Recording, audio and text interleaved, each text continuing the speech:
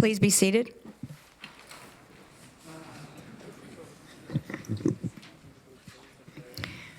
So this is a special council meeting, and the purpose of this meeting is to hear comments related to the regional government review. Council is here to listen. There will be no decisions made today.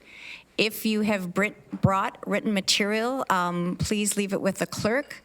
All of your submissions, as well as a script of what is said tonight, will be forwarded to the advisors and the Minister of Municipal Affairs.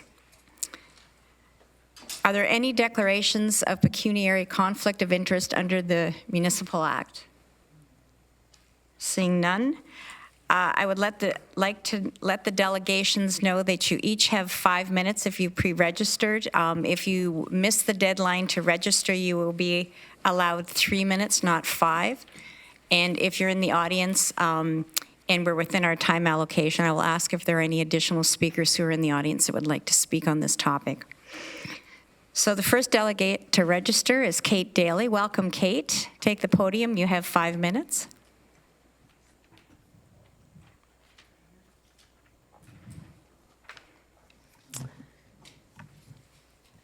And I think we're getting the presentation up there, but I'll begin. My name's Kate Daley, and I'm here in support of our two-tier regional government system. And let me say at the outset, my apologies for slipping out early. It's the baby's bedtime, and evenings are a little tricky these days. The perspective that I'm bringing this evening, and hopefully we can get things up, is that of primarily of a researcher. I did my PhD research on regional government and growth management policy in Waterloo region, but I'm also a lifelong Waterloo resident and a community advocate on various municipal issues over the years, and there are 4 main points I'd like to make this evening. First of all, I think the regional system that we have has the right balance for urban and rural governance, by and large, and the system, many people don't know now, came out of the 1960s and the sprawl issues that were being faced by lots of municipalities, including ours, across the province. And the county system that we used to have, it used to be that the urban areas were separated from the county as they grew and got absorbed, and rather absorbed the rural areas. And we needed a way to make decisions for urban and rural areas together while meeting governance needs of different kinds of communities on a responsive scale. And I'd say broadly speaking, I don't have much time to talk about this tonight, but we still benefit from that arrangement today. Secondly, in this context, I think there is broad agreement that Waterloo region is, quote, the region that works. And when I quote that, I'm primarily quoting Chair Sealing, former Chair Sealing, who, when he says it, is usually quoting other people from across the province who are describing Waterloo region as the region that works, often seen as a leader on having a functional and workable regional government system. And in the interviews that I conducted for my research, I heard a lot about the importance of separating the day-to-day issues like, well, dare I say dog poop has been a big one, fence height, and local parks that our local tiers deal with from the big picture decisions that our regional government deals with. Now, in megacities, we often find that they mix those things together and end up holding on to the neighborhood issues, which are important, but that can lead to losing sight of the big picture policy questions. I would argue that we actually need more regional systems like Waterloo's, if it was possible to pick this up and plop it elsewhere in the region, or elsewhere in the province, rather. But I think it's fair to say that even those I interviewed who have pushed for a megacity over the years would generally agree that the system works pretty well here, and I think that's important. Particularly in the context of point 3, which is that we still have painful disagreement over amalgamation in this community. And those viewpoints, as near as I can tell, haven't meaningfully shifted in the last several decades. We've historically and now seen more support generally from folks in Kitchener and from business advocates for a megacity, and more opposition from folks in the townships, Cambridge, Waterloo, and residents there. And that was, I think, the same dynamic as recently as the 2010 plebiscite on merging Kitchener and Waterloo. But we're still suffering from the conflicts over the 1973 amalgamation that brought us regional government, particularly in Cambridge. I don't think there's any need for us to go through that again right now. So why the amalgamation push then? And I think for some people, it's fair to say that the regional government system requires collaboration and consensus building, a lot of it. And for the average resident, this is more or less, most of the time, a good thing. It means that we have as many services and decisions as possible, as close as possible to people. with the scale to address things from a regional perspective as well. And in many ways, that's not dissimilar from our federal and provincial system at other levels of government. Now, for some in the business community, I think it's fair to say that they can find this to be an inconvenience rather than an asset. There are many advocates of amalgamation who will say that it won't save money, but it'll be more efficient. And I think for a lot of us, we find that confusing. My sense as to what's underneath that is they mean that they'll be able to meet their goals without having to do as much consensus building work. And that is really tempting for people like me and for those of us who want to get more stuff done. But what I think we've learned from a number of the policies that I studied in this area is that change is more lasting and stronger when it's gone through that deliberate consensus building work, and our system encourages and supports that. When it comes to business issues, I think one change that's happened since we had this conversation most recently is that those are being addressed increasingly well by the Waterloo Region Economic Development Corporation, and there's the potential for more of them to be addressed that way. So broadly, I think, all things considered, things are going well. I will say that there are some other regional systems that haven't fared nearly as well as Waterloo Region, and it may be that more significant reforms are needed in those communities. But here, the broad structure, I think, is the right one. So then the question becomes, what should the goal for reform be?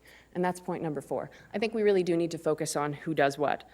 The 2000 era changes we saw to what the region versus the local tiers were doing better aligned a number of services, especially transit, that's a great example, and allowed a lot of big picture policy at the region and consensus building with local municipalities on, again, growth management, which is an area of interest for me. I think for the moment, now in this moment, the most promising is probably for the region to take over fire services. Of course, announcements about emergency services coming out of the province at any time. Who's to say? I wrote this yesterday. Things have changed again. But for the most part, I think that there is a lot of potential for that. I've always thought that a joint call center would be a really great idea, and I've often said that there's little wrong with our regional government system that a joint call center couldn't fix. You have an issue with waste management, you call the number, they forward you to whoever is dealing with that. It doesn't matter what level of government it is. I think there are megacity advocates who want us to believe that the only options at this point with this regional review is the status quo or a single giant municipality. And I would say that that's not the case. There are a lot of options, and we can find opportunities to make our system work even better, as we always have. And a review of what's happened in this community over the last several decades shows just how much work has already been done on that. So in conclusion, just to review, I think the regional system has the right balance for urban and rural governance. I think there's broad agreement that Waterloo Region is the region that works, that we have painful disagreements over amalgamation, and that for reform, for this community, what we need is to focus on who does what. Thanks for your time. Thank you, Kate. Next delegation is Kevin Thomason. Welcome, Kevin. Thank you.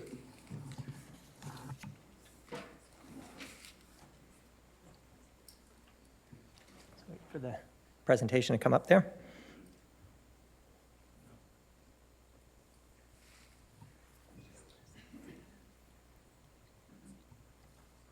Okay.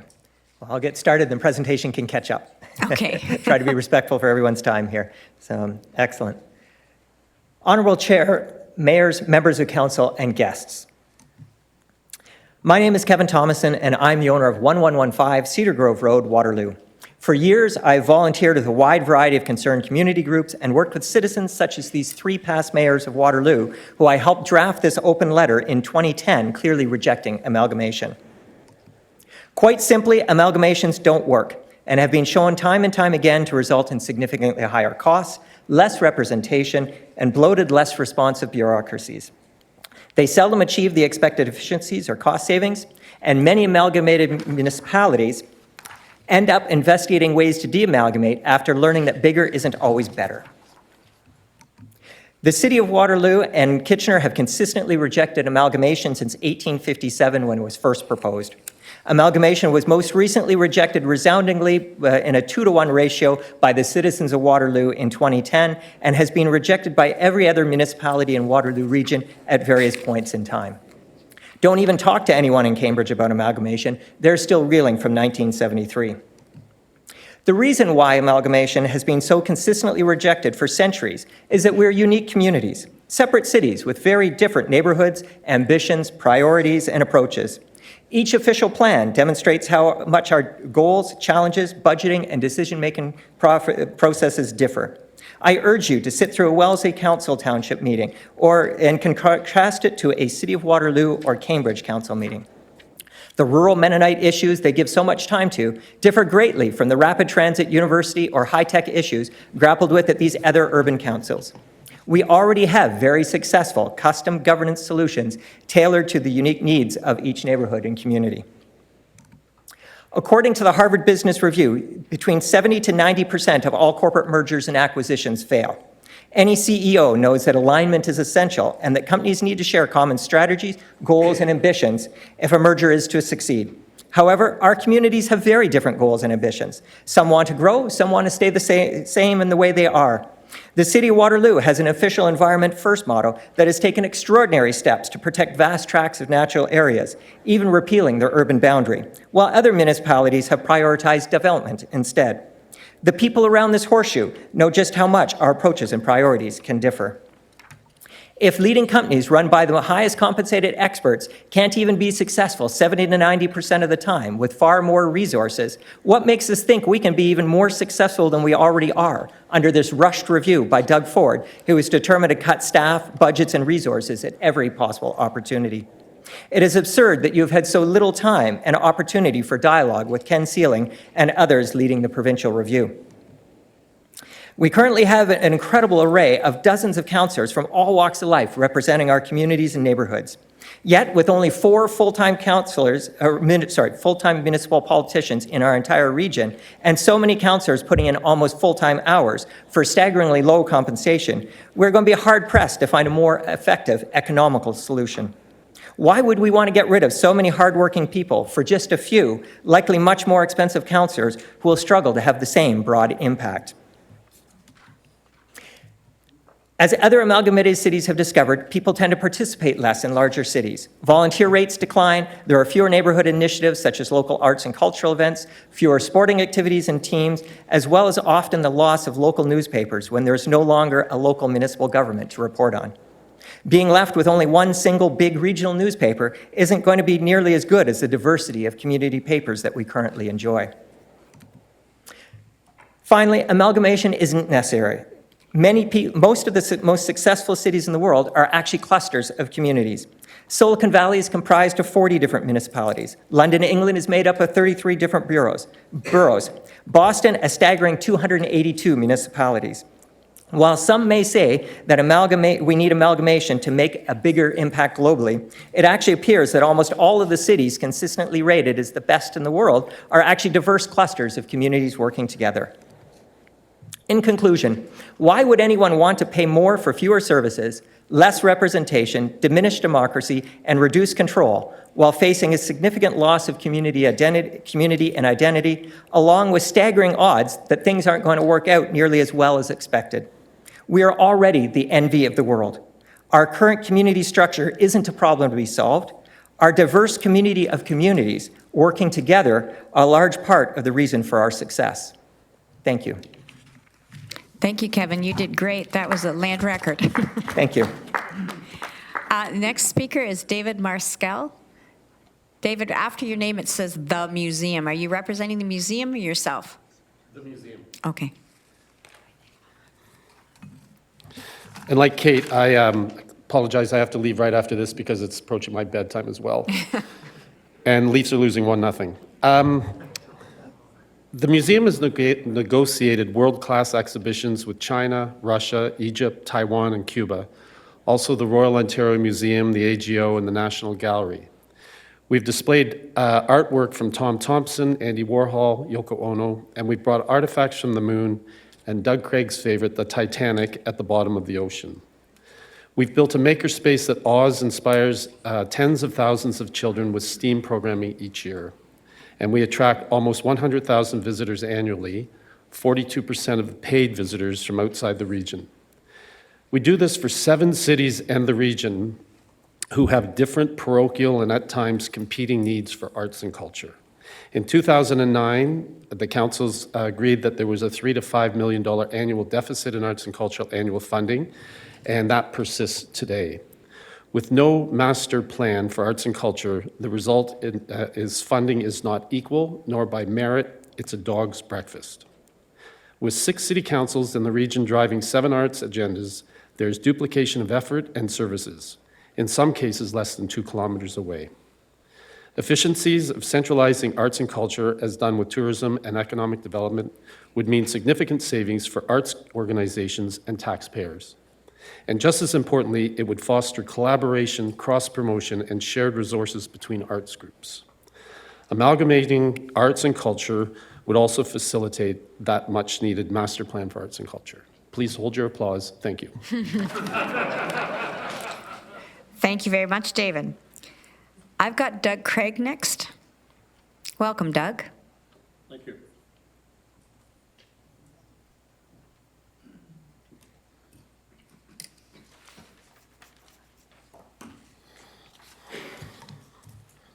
Well, thank you, ladies and gentlemen. It's a pleasure to be here. I was here a couple of weeks ago talking about the review that was taking place and my concerns in terms of the review being somewhat deficient, inadequate in terms of a process, and I stick by that today in terms of what's going on.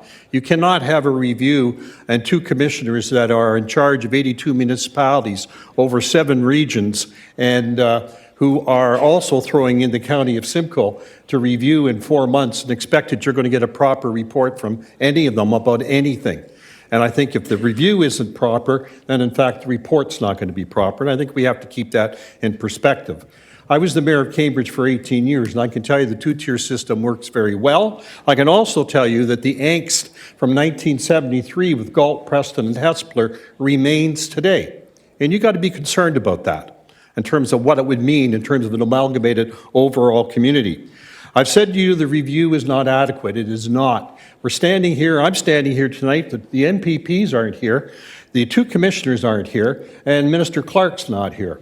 And that's the problem that we're having in terms of getting our message out to the provincial government. And then I come back to, well, what's the real target here? And I mentioned this 2 weeks ago. It's not the region, it's not the cities in terms of efficiencies, accountability, and transparency, and in terms of being approachable. The real issue in this province is the actual province of Ontario, with its $350 billion deficit, with its inability to balance a budget. It says it will do it in 5 years, yet we know darn well that's not going to happen.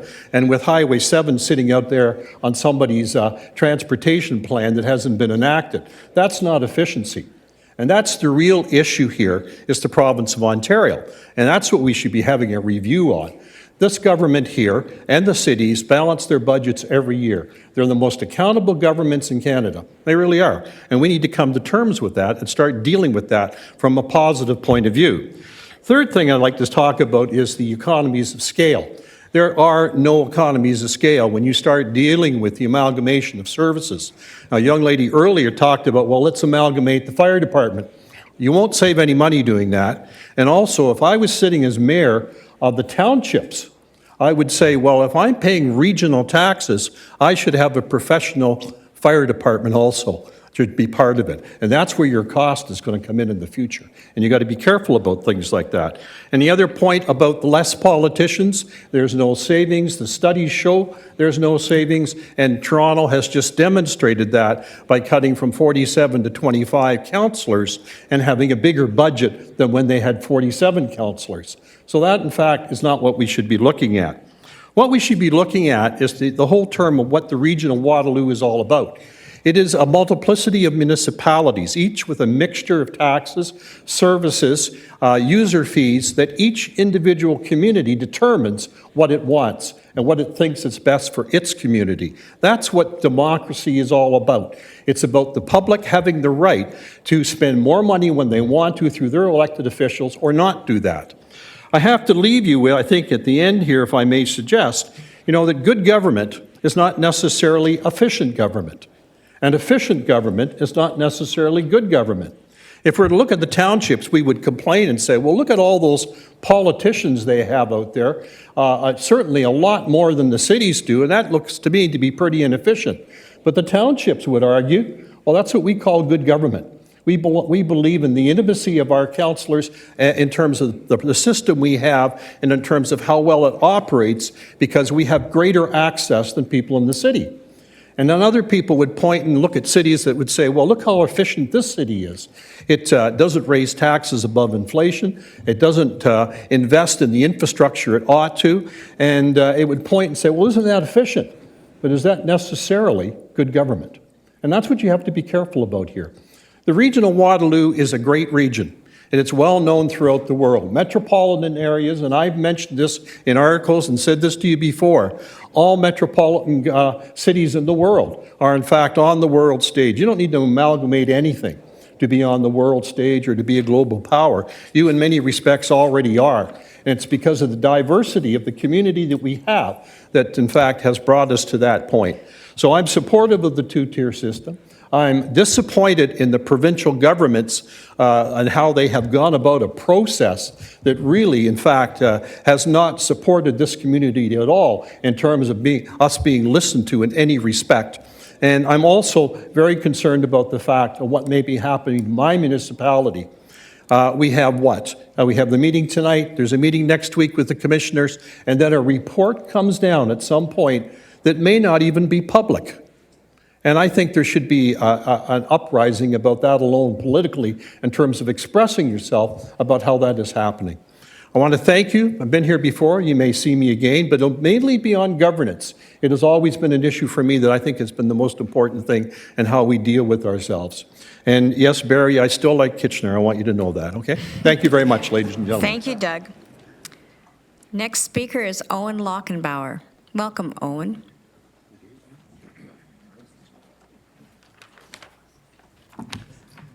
Madam Chair, members of council, good evening. My name is Owen Lackenbauer. I reside in Kitchener. I grew up in Waterloo. I know each of us is proud to be part of this great region, but changes to our government structure are long overdue. Both the 1995 Sweeney report and the 2000 Deloitte report recommended a single-tier government for Waterloo region. They concluded that our two-tier system is confusing, costly, time-wasting, and rife with overlap and duplication. The 1979 Palmer report noted that few electors understand our dual system of municipal government. Palmer said that clarification of responsibility is vital to the success of any local government. Since the 1996 Walkerton crisis, 5 separate reviews recommended, for public health and environmental reasons, that the regional municipality should control all water, sewer, and stormwater operations within the region. This still hasn't happened. We have a single regional police service, but 7 municipal fire departments.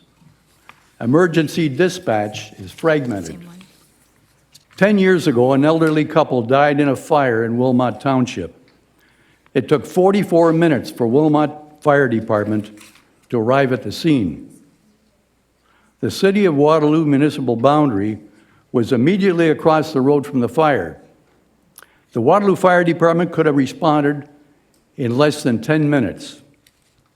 Fragmentation of critical emergency services like fire, ambulance, and dispatch can pose serious risk to public safety. There are 3 hydroelectric utilities in the region. We have 3 separate library administrations. There is no unified responsibility for arts and culture, which was just mentioned here earlier. If we had consolidated fire departments, libraries, dispatch centers, and hydro utilities, they could provide everyone in the region with the same or better service, but at less cost. Each municipality has different zoning bylaws and regulations. This is confusing, adds costs, and discourages investors and builders. It's been 46 years since our municipal governance structure was last adjusted. Over those years, we've experienced a huge increase in population and rapid advances in technology and communications. Our growing tech sector, educational institutions, and service industries continue to attract new residents and businesses. I know people are wary of change, but change is ongoing and inevitable.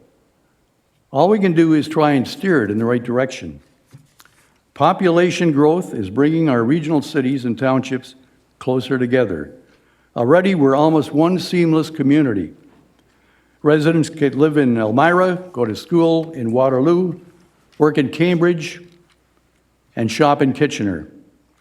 Yet we remain fixated on our 7 municipal borders. But what if we eliminated those municipal borders and we drew up a new community ward map?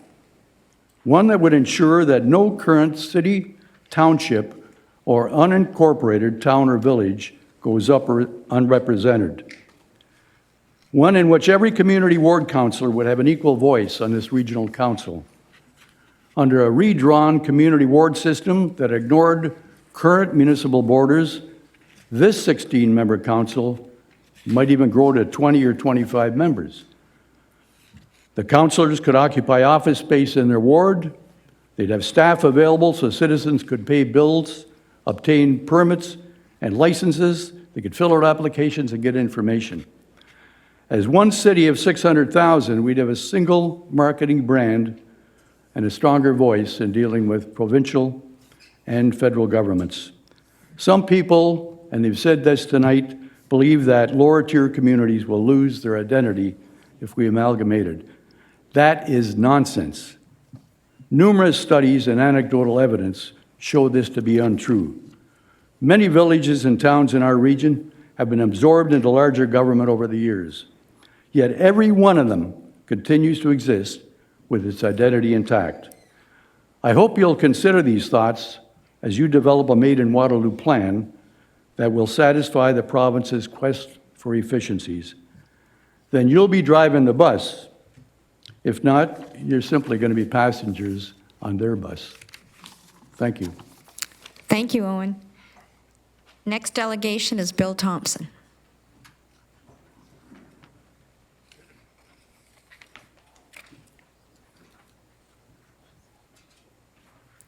Welcome, Bill. I won't call you Karen. Madam Chair, members of Regional Council, thanks for permitting me to comment on the province's review on regional governance.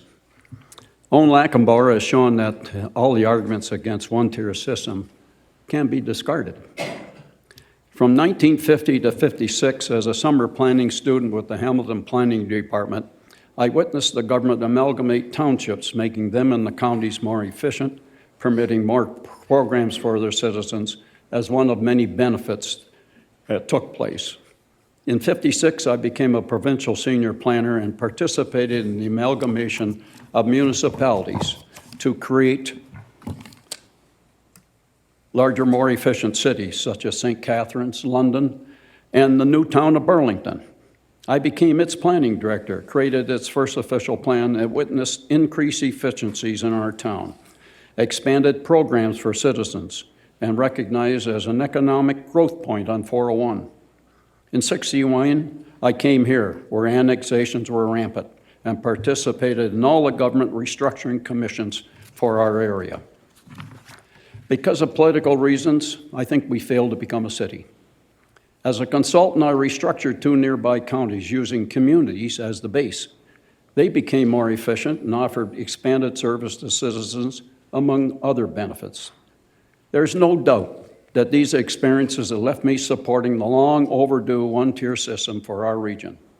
Just think, one official plan, one zoning bylaw, one development legal process, and that's a terrible thing that's taking place. One large assessment base, one senior government grant and subsidy programs. The province also gains by having fewer municipalities to deal with, 1 mayor instead of 8, and can then consolidate their whole grant program. If we are serious in creating a Made in Waterloo system instead of having one thrust upon us, then we need to stop talking and get on with it. As a one-tier system, we can be even more successful when all resources are managed at one central place, preventing us to compete again on the world stage against any government system. With the apparent rift with the United States and trade issues with China coupled with the fallout with BRICS, we need to be in control of our own destiny. One control, one voice, that's what we need. The City of Hamilton has put in place several public service centers in their communities and moving ahead with the establishment of community unelected councils and their responsibilities. The communities are in their official plan with policies to establish secondary plans for them. I suggest we follow their lead by mapping all existing and new community centers and their areas of influence in our area. Each community would elect a person as their city councillor. The community numbers would require provincial review, of course, who may dictate how many city councillors will be permitted, thus causing maybe a realignment of community boundaries. Community council committees could collect fees, issue certain licenses, accept amendments to their portion of the official plan, zoning bylaw, secondary plan, and even take in applications for subdivisions in their community. They could hold public meetings with their city councillor present, sending any required recommendations to the city. The centers would become a source of citywide and community information. The city councillor with an office in the center could meet residents regularly and discuss citywide policies that may affect the community, thus gaining two-way feedback. The community council could become the committee of adjustment, for example, dealing and making decisions on zoning variances and lot severances through their own public meetings. Combining many administrative services at the community level, along with a councillor office and combining existing staff with required support staff, adds to the importance of the community. Within a new city, existing buildings can be used in public buildings when they become surplus.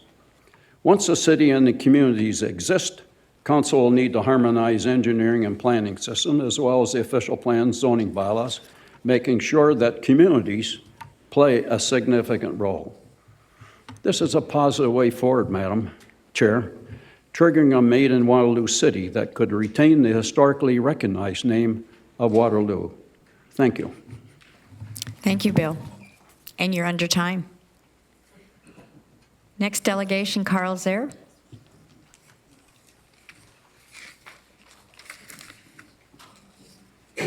Welcome, Carl. Thank you. Before I formally begin, I must admit that this is a different perspective that I'm accustomed to.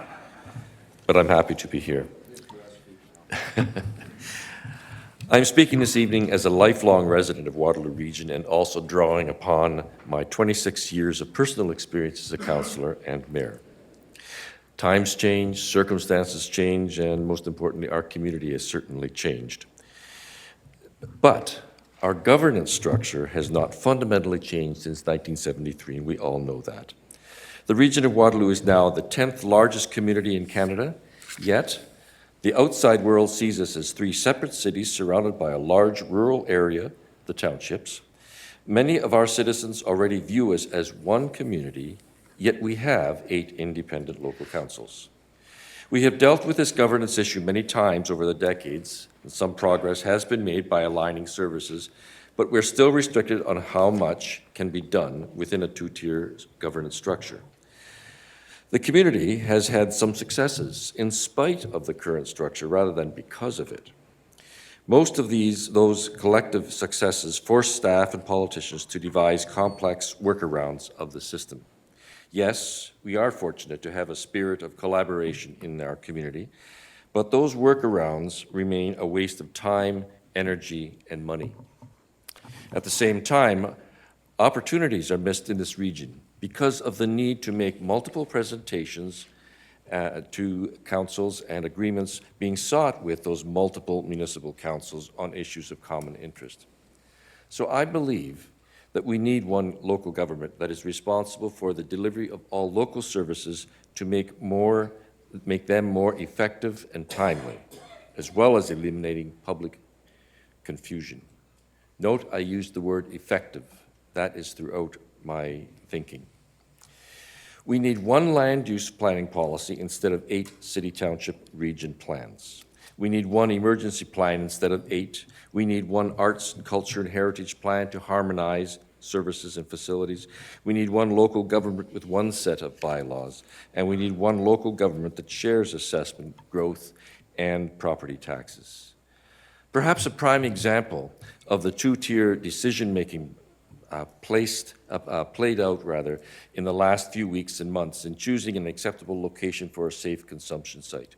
We can learn from this experience that decision-making must occur with a forthright sharing of all views from every local and regional perspective. Now, this sensitive matter may also have been difficult to deal with in a one-tier structure. However, I suspect a decision would have been made in a more timely and effective manner. And we must understand that regions' companies compete in a global environment. Amalgamation and a common regional name would create a more robust global identity and powerful tool for recruiting talent and attracting capital. I am well aware that some people who oppose an amalgamated local government feel parts of our community may lose their identity. However, this discussion only is about the amalgamation of local governance, not communities. Now, let me repeat that. Amalgamation only of local government. I believe that there is an opportunity for new or renewed local identity with existing names of neighborhoods, villages, or cities. Residents in the townships will still refer to their home as being in or near one of the towns or villages. In Waterloo and Kitchener, residents will refer to their neighborhood names. In Cambridge, residents will continue to refer to one of the previous cities' names as their home. As well, I've heard that it is said that the rural areas of townships feel they might be in danger of losing their unique identity, even their lifestyle. And I'm sure you will remember, most of you, the discussions during the revisions to the regional official plan many years ago.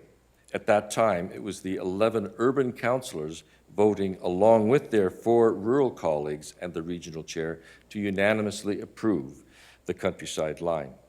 Our agricultural land and our region's rural lifestyle help to define our region. Residents, no matter where they live, value all parts of our community. There may never be a perfect moment to change, but I believe now is the time to change our governance structure, to equip this community for the future. Transition to a one-tier structure will require sensitivity and goodwill on everyone's part, but will be well worth the effort. So let's embrace this as an opportunity rather than as a threat, an opportunity to reinvent our community, an opportunity to demonstrate our collaborative spirit, and give everyone here the means to be part of a greater whole. Thank you very much. Thank you very much, Carl. The next delegation is Tim Jackson.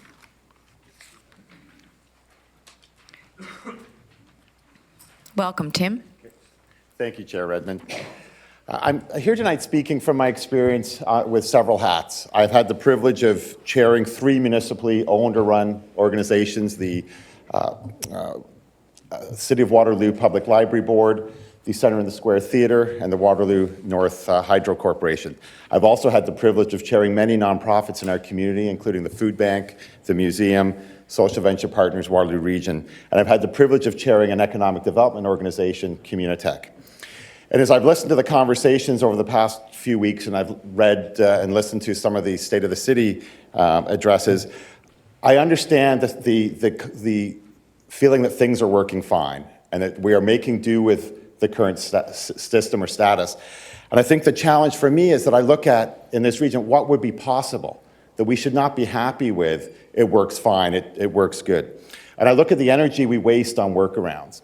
And I think about municipal councillors like yourselves who will take meetings with nonprofit leaders, volunteer board members, like the roles I've had. And you take one meeting with one organization, but we have to go do that 8 times throughout the region. We have to take our volunteers and do it 8 times. And we often get mixed messages. And so we'll go to the cities and the townships with a plan, and they'll say, yes, we'll fund our proportionate share of this plan. And then another city will say, no, we don't have budget this year to fund that plan. And so we end up with a community with a bunch of half-assed and half-funded projects, as opposed to game-changing organizations and game-changing initiatives. Quite frankly, I'd rather, in many cases, prefer to be told, no, this project should not move ahead, rather than being told it's going to be half-funded or half implemented. I think about things like the culture plan at the City of Waterloo. Several years ago, I was asked to sit on the City of Waterloo's culture plan committee. And it becomes a bit of a ludicrous process when you're asked to develop a plan on the assumption that culture ends at Union Street. It just doesn't make sense to develop things like an arts and culture plan, to plan for our nonprofit sector based on municipal boundaries and guidelines. And I understand completely that many of you and many of your colleagues say, we will work together and we'll make things work. But it just creates an awful lot of workarounds and doesn't actually work in practice. Many of you know I'm a huge advocate for this region. And I think one of the things we do so well is we speak with one voice outside the region. We do a very, very good job with it. But I had a unique opportunity when I spent 2 years working at the Mars Discovery District in Toronto a few years ago. And it gave me a perspective on how others see our region. And I'll give you the example of when Mayor Tory went down to Silicon Valley with a couple of our municipal leaders. And here we thought that the message was that there was Mayor Tory with, I believe, the City of Kitchener, the City of Waterloo. In Toronto and in subsequent meetings with Silicon Valley, where I was in there on the Toronto side, the perception, the reporting back, was that Mayor Tory visited Silicon Valley with 2 or 3 of his city councillors. And it was lost that we were a separate region that was at those meetings. And so I think we're missing a huge, huge economic development opportunity. So for me, this is all about the potential of our region. This is a part of the country where we have thrived and we've grown based on being innovative, being not afraid to change. And I think the approach to municipal reform should be no different. We would not accept in any of our other activities to say that stuff is working fine or it's working okay. That may be fine for other communities in this country, but that's not acceptable in Waterloo Region because that's not what we expect of our other industries, our nonprofits, and the like. And so for me, I think it's time for us to say, let's take a risk, let's take a chance, let's have an open mind, and let's not be happy with the status quo, but let's rather think about what are the potential opportunities for this region if we had an open mind to municipal reform. Thanks very much. Thank you, Jim. Ginny Dybenko is the next delegate. Welcome, Ginny.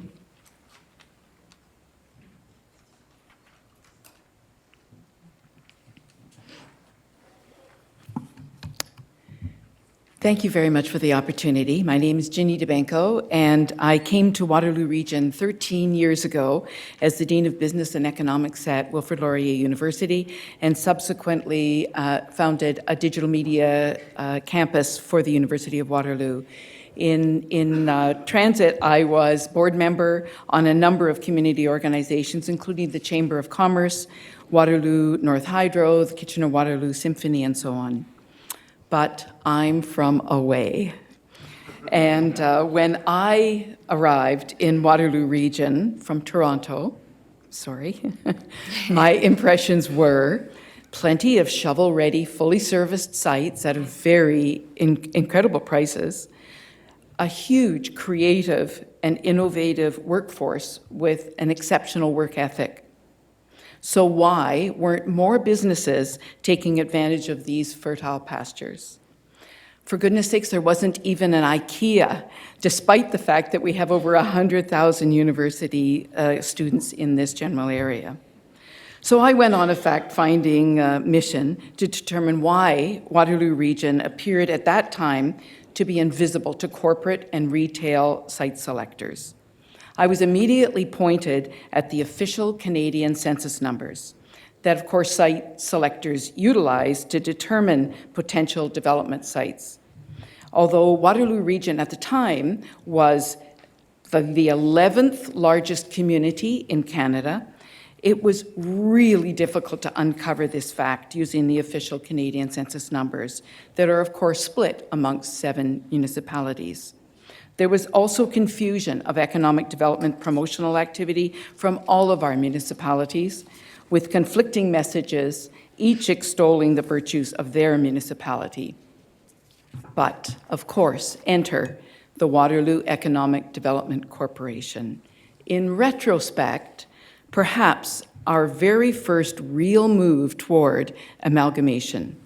In 2016, of course, the WEDC was established to attract new investment on behalf of all the municipalities in Waterloo Region. And what a success story this has become. Tony Lamantia tells me that their dashboard currently has 53 qualified opportunities valued at over $2 billion. CEOs, he tells me, of competing economic development agencies often complain that they have difficulty in getting a word in edgewise against us with multinational site selectors. Largely as a result of the amalgamation of our external brand, Waterloo Region is now the 10th largest community in Canada with 600,000 people, with a gross domestic product of $27 billion and the highest GDP per capita in Ontario and Canada. But the effort for Tony to operationalize this quasi-amalgamation over our two-tier municipal system is nothing, or was nothing, short of superhuman. Tony still needs to go to 8 different municipal councils for reporting and, of course, for funding. He has regular economic development officer meetings to fill people in on key initiatives that have regional impact. He's constantly spending time building and maintaining relationships with the municipalities. And of course, it doesn't stop with the sale. The WEDC has oversight of investor aftercare orchestration as well of the municipal economic development officers' activities. And that continues to be a huge challenge. Managing a company through the legendary complexities of infrastructure and building standards devised by our multiple levels of municipal and regional engineering departments is a continual uphill battle. And God help them if the new business opportunity has selected a property spanning the boundary of 2 municipalities. Life is going to get a lot more difficult in Canada in coming years. The Bank of Canada is already predicting a weaker than expected economy this year, and Bay Street is whispering recession for next year. The struggle for a piece of this shrinking pie will become much fiercer. Our competition is shoring up their operational attractiveness. We would be smart to take this opportunity to start the transition to a unified one-tier municipal governance model. Let's use the WEDC as an example of how successful we can be if we put our minds to it. Let's simplify our municipal processes to make it easier to come to, live in, and grow in Waterloo Region. Now is the time. Thank you. Thank you, Ginny. The next delegate is Myron Steinman.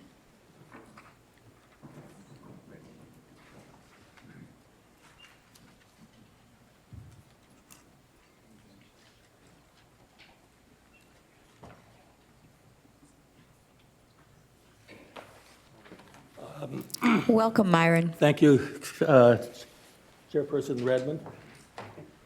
I hope you don't mind if I call you Redman. I know there's a pro team that changed their name for Redman because they didn't like that. They thought it was not politically correct, but I'm not for that. I'd like everyone to see the name on this book. It says Kitchener, Waterloo Region, Meet the Neighborhood and Area. This guy was delivered free on my doorstep, and it just includes businesses. At one time, there was a very thick book that was delivered free on my door, and it included also residential names as well. But it's from Bell, and there's a lot of other companies besides Bell now, so it's kind of irrelevant.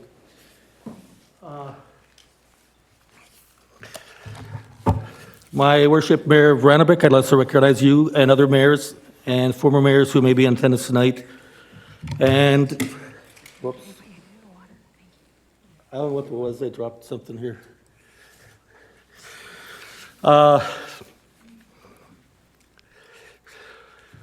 I would like to point out that our regional councillors cannot be removed by our honourable premier until 2022. I don't think he has the power to do that. He might have the authority to change this into one big city, but I don't think he has the power to remove our elected officials who are currently in power until 2022. Those of you who are as old as me may remember when there was a Township of Waterloo. I don't remember that, but I wasn't around at that time. But that became the City of Waterloo. If the regional municipality becomes one big metropolis, and I might add, as our earlier speaker has said, it is now the 10th largest metropolitan area in Canada, in the Confederation of Canada, and the city of Guelph is right nearby, so it's probably larger. It probably beats Hamilton by now. I urge you to not call it the regional municipality of Waterloo, but to have a name contest. My German cousins might want to call it Berlin. When the town of Berlin, I just was doing my taxes today, and I saw it posted on his wall that when the town of Berlin was a town and the county of Waterloo was the county of Waterloo, Berlin was the capital of the county of Waterloo.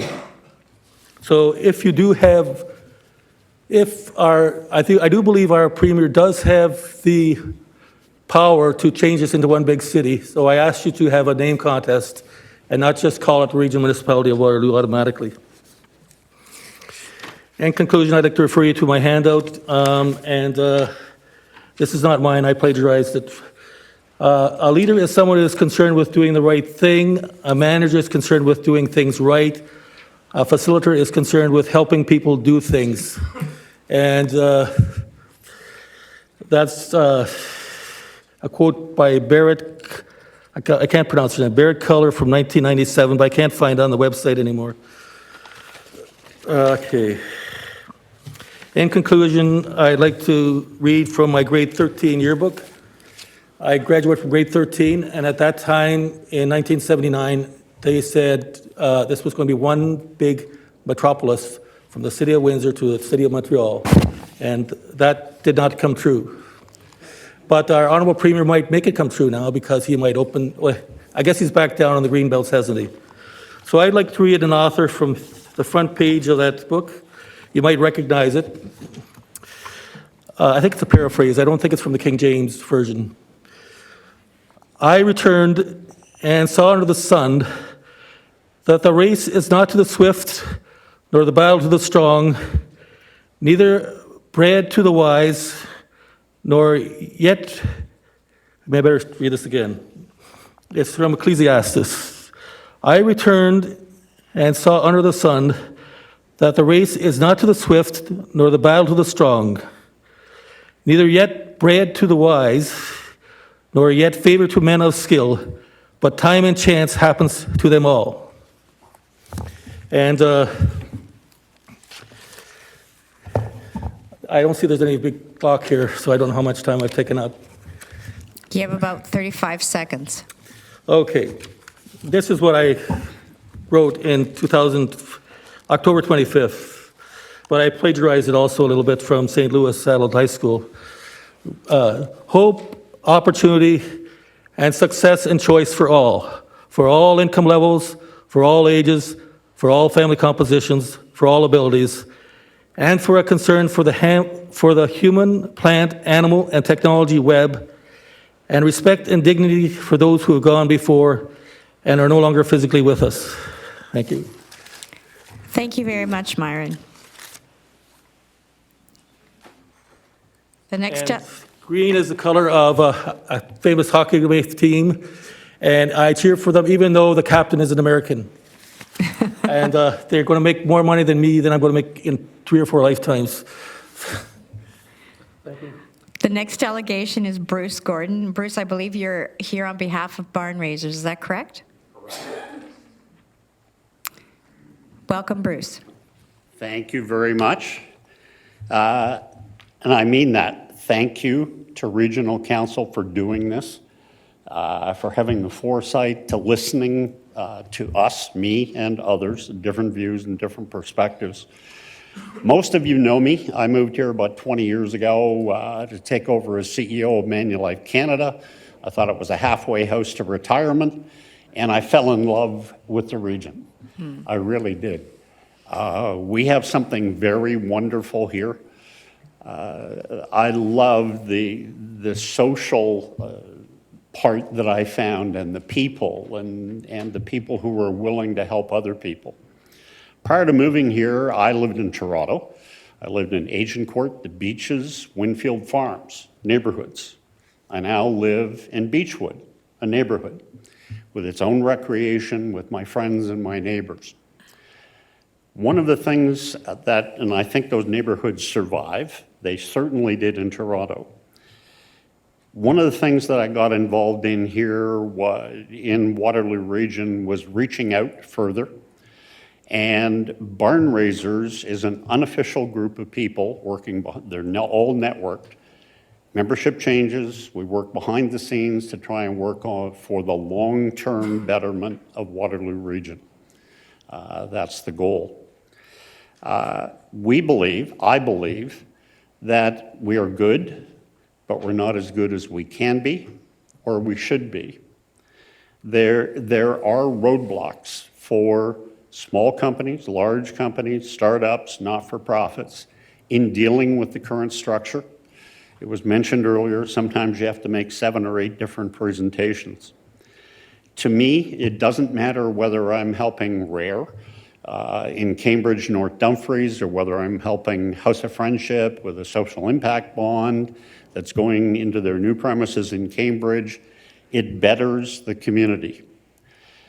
I believe that taking that one view and looking at one social plan, one cultural plan, one transportation plan, one development plan will position this terrific region for even greater success in the future.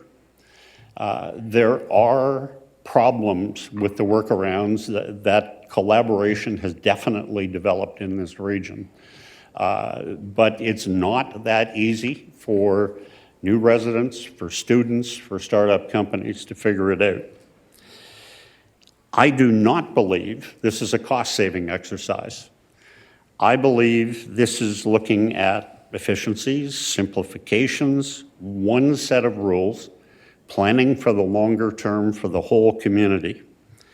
And under one outlook, if we have one place to work, live, and play, one voice about what the longer term plan is, with one plan for business, one for culture, one for planned development, transportation, you name it, that one perspective focuses a lot of things and would make us even better than we currently are. Thank you for the time to speak, and thank you for doing this tonight.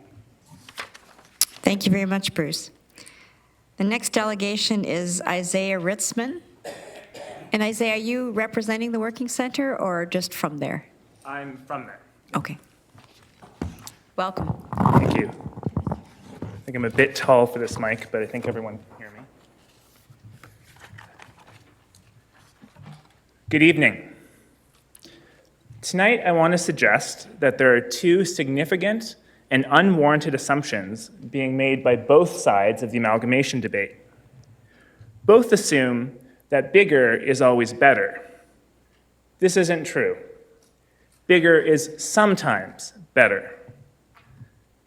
The first assumption is this idea of economy of scale for service efficiency. You hear governments and the public throwing around terms like cost savings as if bigger is always cheaper or more centralization is always more efficient. Second, those who are opposing amalgamation often talk about democracy. Don't get me wrong, having a say is important. But what I want to challenge is the assumption that we face a choice: democracy versus efficiency.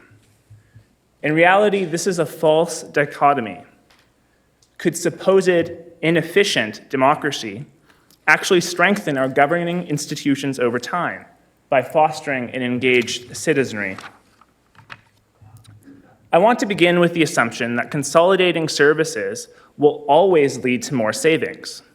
This idea, once again, is based on the concept of economy of scale that suggests when things get bigger, they get more efficient. This is only half true.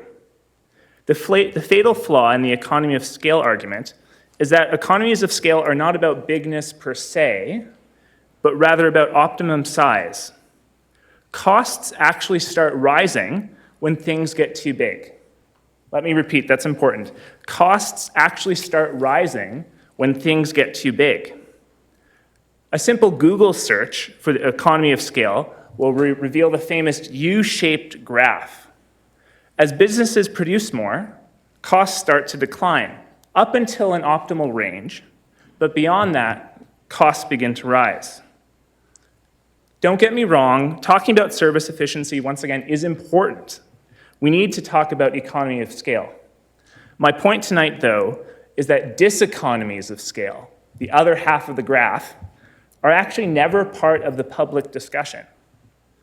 Furthermore, we need a study about the possible diseconomies of amalgamation. And without that kind of study, we simply haven't done our homework to understand the issue. A few decades ago, the Urban Institute in the United States did a comprehensive study correlating data from a variety of American cities tracking per capita service costs based on city population.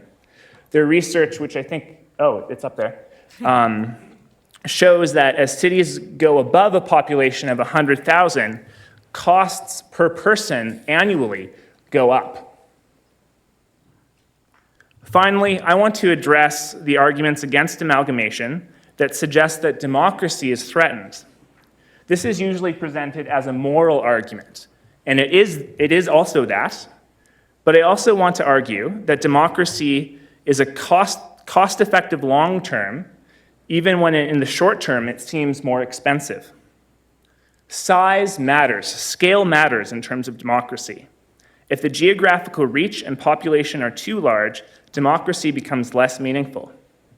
Last year, researchers at the University of Toronto did a whole series of studies reflecting on Toronto's amalgamation after 20 years.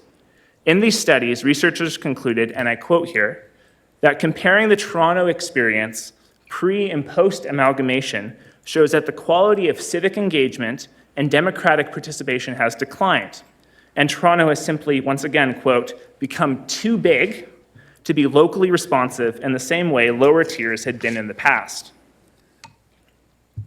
I'm being repetitive here, but size matters for the quality of democracy. At the right size, people not only have a voice, they feel like they have a voice, and this fosters a democratic culture. I don't have time to cite all the studies, but study after study has shown that active levels of participation, democratic culture, lead to better institutional performance over time. There can be long-term financial losses from declining participation, and one cannot simply sacrifice democracy for short-term efficiency, as this will make things more inefficient over the long haul. To conclude, I want to emphasize once again that the assumptions we often bring into these discussions are not helpful. They are simply wrong. In thinking about amalgamation, we should not assume that bigger or more centralized is appropriate. We have to ask, what is the appropriate size and what is the appropriate distribution of responsibilities? We think making things bigger will cost less, but it might actually cost more. Second, in terms of democracy, we must not oppose democracy versus efficiency, but must see that democracy, besides being good, also makes long-term institutional and economic sense. Thank you. Thank you, Isaiah. Next delegation is Joe Mancini. Joe, it also says you're from the Working Center. Are you representing the Working Center or Joe Mancini? Is there any daylight between you and the Working Center? I don't have a choice. But the Working Center does feature in this little talk. I'm going to talk from the perspective of how democracy thrives in a capitalist society.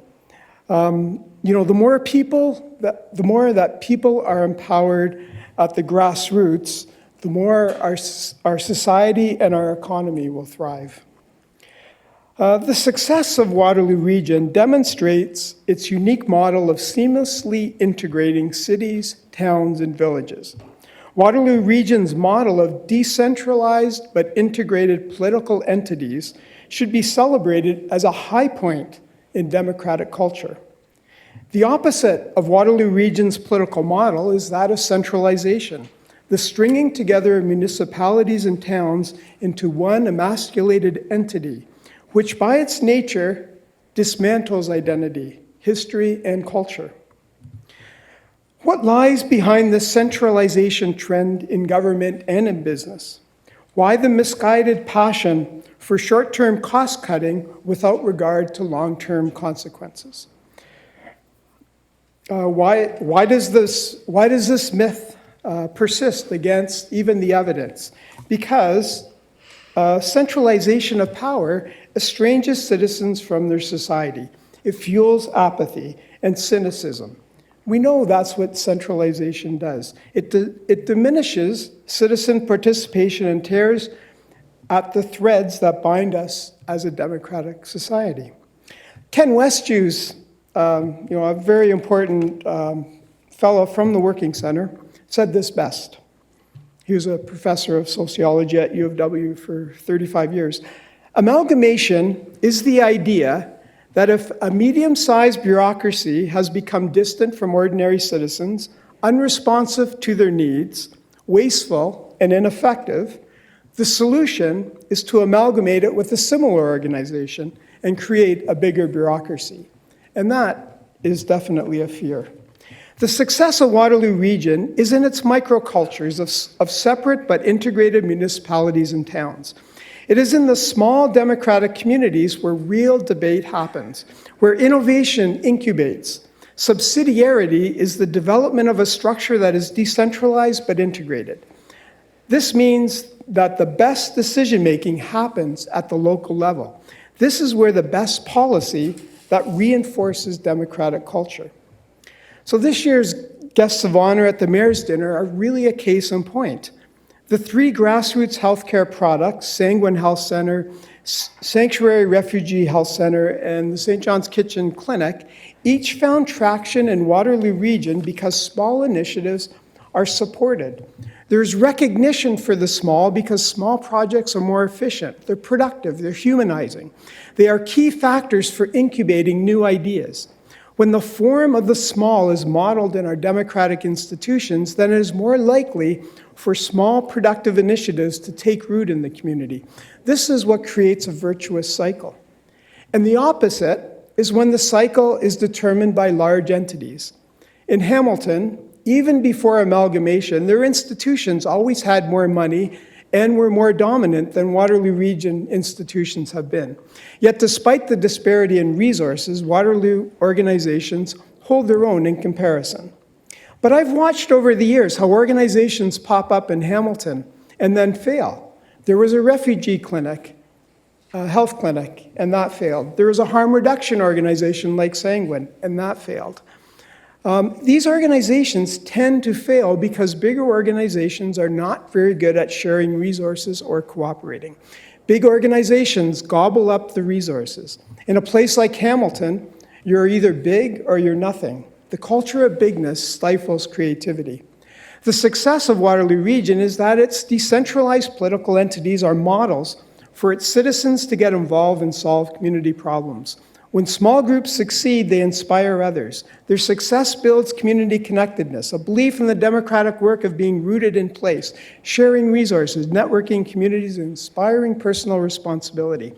It's not a coincidence that the Working Center is known throughout the province as a thriving organization that started small and models a decentralized and integrated approach. There is no doubt that the Working Center's model of operation reflects the structure of Waterloo Region. I come from Hamilton, but I know the Working Center would not survive in Hamilton. When the Working Center started, we were fortunate to inherit and extend the values we found around us in downtown Kitchener. The virtues of sharing were paramount, and this ethic became rooted in the fabric of the Working Center. It is an ethic which inspired our wide network of informal and formal cooperative supports. We inherited this ethic because it was taught to us by the people of Waterloo Region. It is paramount to preserve the decentralized political institutions of Waterloo Region. Amalgamation would severely hurt and limit those institutions that have been built up over 200 years.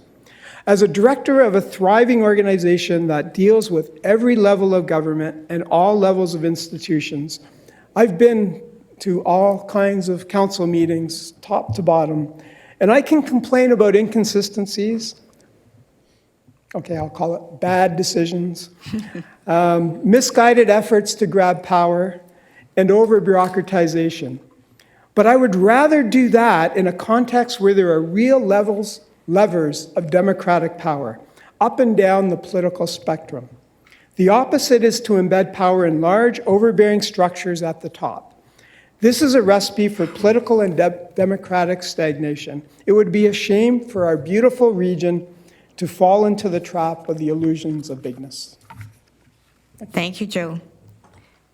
Next delegate is Art Sinclair, Vice President, Greater Kitchener-Waterloo Chamber of Commerce. Art, are you here representing the chamber? Right now, based on what I say tomorrow, I might deny it, but right now I'm representing the chamber. Like Myron, I'd like to start with a quote. A former premier of Ontario used to say quite frequently, I'm not going to identify this premier's name. I'm just going to say he came after John Robarts, Bill Davis, Dave Peterson, Bob Ray, and before Ernie Eves, Dalton McGuinty, Kathleen Wynne, Doug Ford. This premier said that in Canada, we have 3 or 4, if you take municipal government as being 2 we have 3 levels of government in Canada and, get ready for this, 1 taxpayer. And I should probably quit on this note, but I'm going to go ahead anyway. I am going to take a bit of a different approach. I'm not going to say yes or no to amalgamation, yes or no to the status quo. This is a provincial review of government services, government service delivery being conducted by the province of Ontario. So as a business community, and I think this would be the same probably in most other communities under review. I believe there's 9 of them. I think probably the business community would take this approach uniformly. I think the cost savings issue has been mentioned quite prominently tonight. And I'm starting out here with, this is from research done by the Fraser Institute, who are obviously not what you call a left-of-center research institution. They're right-of-center, and as we all know, that right-of-center organizations believe the larger organizations initiate cost savings. But what they have found, and again, this is mainly with respect to amalgamations, occurred about 20 years ago when Mike Harris took over, and this applies to school boards, this applies to municipalities. As you see there, that the cost savings and reductions in the size of government that were promised didn't occur, okay? So, is this where we stop the debate? Is this where we stop the discussion? I would say no. A few people have mentioned tonight the issue of business attraction, red tape, regulatory reform, and I think in the material that has been provided by the province, of course, Doug Craig has pointed that out, there hasn't been a lot, and some of it's been confusing. But, there has been a lot of attention paid to this issue of trying to cut red tape for business. Now, of course, I think this has been brought up as well. In our current system of governance here in Waterloo region, there are 8 levels of government, or 8 governments, and 8 rules. 2 levels of government, 8 governments, 8 rules. Frequently we hear from our membership that sometimes in major development proposals, it will require approval from the upper tier and the lower tier. Sometimes one level of government is faster in getting back and doing their work and their approvals than the other. It's a concern. Now, again, sometimes the Grand River Conservation Authority comes in there as well, and other regulatory bodies, sometimes the province and the federal government as well. So, certainly this area of regulatory reform is an imperative for us. I often compare, and I think a lot of people in the region of Waterloo, because of our large financial services sector here, would be aware of the fact that in Canada, we are the only G20 country that does not have a national securities regulator. So in other words, if you're coming into Canada and you have to do IPOs and anything related to, the financial services side, you're dealing with 13 provincial regulators. You go to the United States, you have the SEC, you have 1. You go to any other country in the G20, you have 1 regulator that you have to deal with. Now, another particular concern, I think this falls to Mr. Craig's comments as well. The Ontario government has said, and we know that quite well, we've had 2 cabinet ministers at chamber events in the last 2 weeks, and both of them said, yeah, our priority is cutting red tape. Well, that's great. I think everybody agrees with that. The problem is that 25 years ago when Mike Harris came to office, guess what his first priority was? Cutting red tape. So what's happened in the intervening 25 years? So I think that's key. Well, what is the province of Ontario going to do to cut red tape for municipalities and businesses? I've heard this is a priority, but what are they going to do? So, that's a key concern, and that is another to be determined. I don't know, has anybody mentioned the Citizens for Better Government report? Some of you may remember that from, I believe, it's 2008. But there were a number of options for reform that were provided in that document. One was obviously one cities. Another variation on one cities was, potentially two cities, north and south. And then, of course, the third option is the status quo.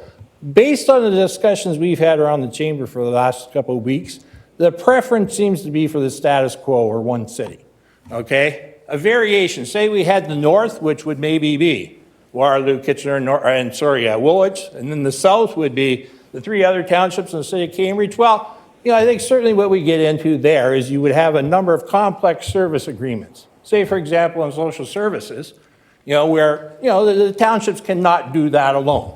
We've seen that over in Guelph and Wellington County. The Guelph is separate from the county of Wellington, but they do have joint service agreements for the delivery of social services. Does that make government less complex? Does it make simpler? No, it doesn't. So I think really the two options are the status quo or one city. Representation. This is something that I believe that the province wants to focus a lot on. It's somewhat confusing. As you know, here we have direct representation around regional council that people are directly here. That's not the same across the GTA. I think in Halton that some of their councillors are elected to both the upper tier and the lower tier. Does it make it simpler? Probably not. I would suggest, probably, and the two advisors will be here next week, and I would probably talk about that again. I think a lot of people would like to see it uniform across the province of Ontario, where everybody that's on a regional council, or one tier, or two tiers, or whatever the format is, it's the same across Ontario. The other point on there is, I know in the Niagara region, it's a huge issue. They have an appointed chair, and they're spending a lot of time trying to determine, okay, if we keep current system, we're going to have an appointed chair and an elected chair. Do we want that discussion here? Probably not. I don't see a lot of interest in that. And then one final point, with respect to, and we've had this discussion quite regularly, with respect to whether or not a municipality can amalgamate without the province directing them to. I would go back to 1993 when the city of Chatham and the surrounding county of Kent started discussions on amalgamation. This is before Mike Harris, this is Bob Ray. They started discussions back in 1993, and about 1997, they decided that they wanted to amalgamate, and the current structure, what they have, is called the Municipality of Chatham-Kent. And they went to the province of Ontario, and they said to Mike Harris, they said, this is what we're going to do. And Mike Harris said, fine, just don't ask for GO train service to Chatham-Kent. I'm okay with what you're going to do, but there is not a requirement. The province does not direct. They do not have to direct this. The precedent is in Chatham-Kent that they took the initiative that they were going to amalgamate without the province directing them to do that, and they completed. So I think that's another consideration as well. Thank you. Thank you, Art. That was very spirited. The next delegation is Greg Michalenko. Welcome, Greg.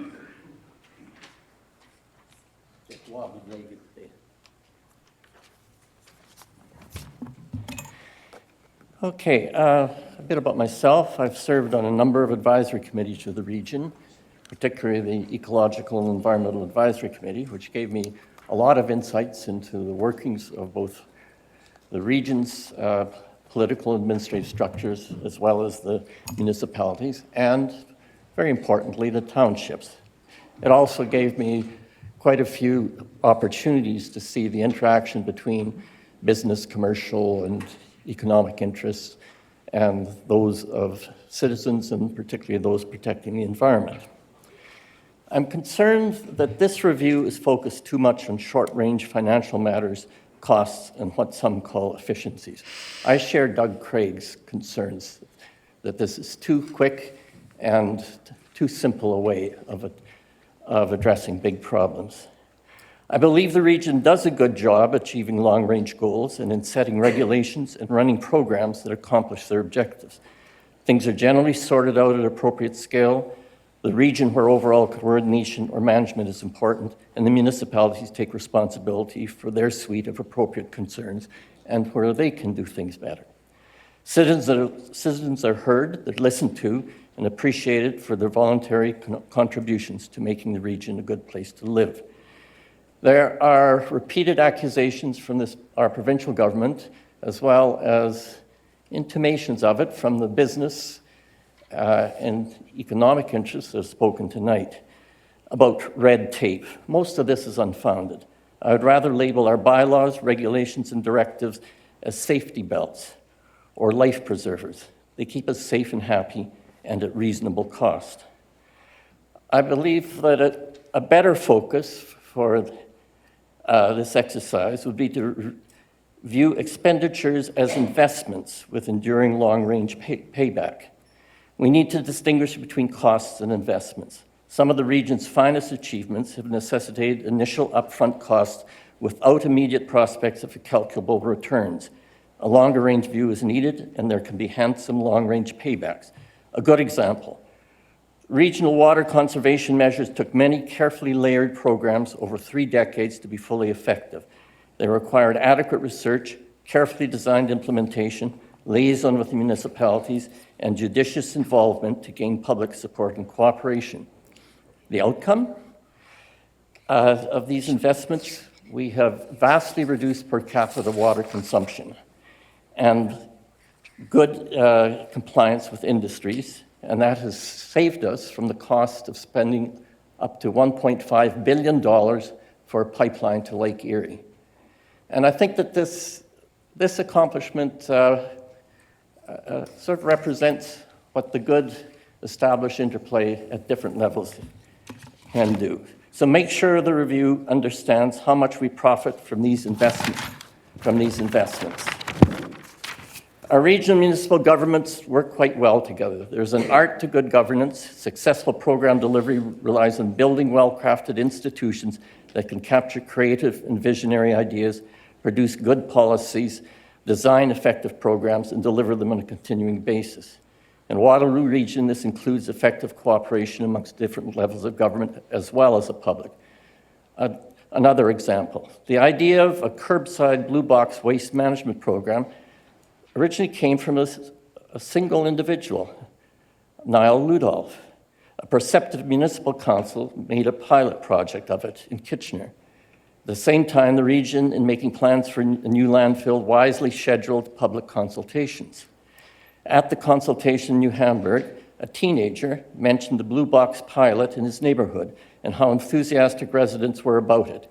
He asked why the region wasn't looking into a comprehensive waste management plan, including such things as blue box recycling instead of just landfilling. The region accepted the young man's criticism, announced further studies, and we are cashing in on Niall's idea on a region-wide basis to this day. And I think this, in a different way, shows what Joe Mancini was talking about. We had ways of capturing ideas from individuals and also the advantages of the style of government we'd developed. I feel we need to respect our rural communities and Cambridge's special situation. The townships constitute a distinctive and quite complex rural community. That must be respected, and the role of rural residents as stewards of nature must be recognized.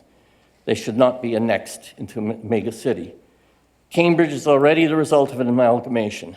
It had been working to find its feet and evolved into its own new identity with reasonably good success. And why scuttle this?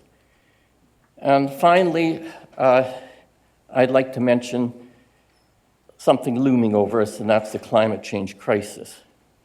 Climate change is upon us, and we have only about 12 years to avoid disaster. We are unfortunately used to governments at different levels ignoring the elephant in the room.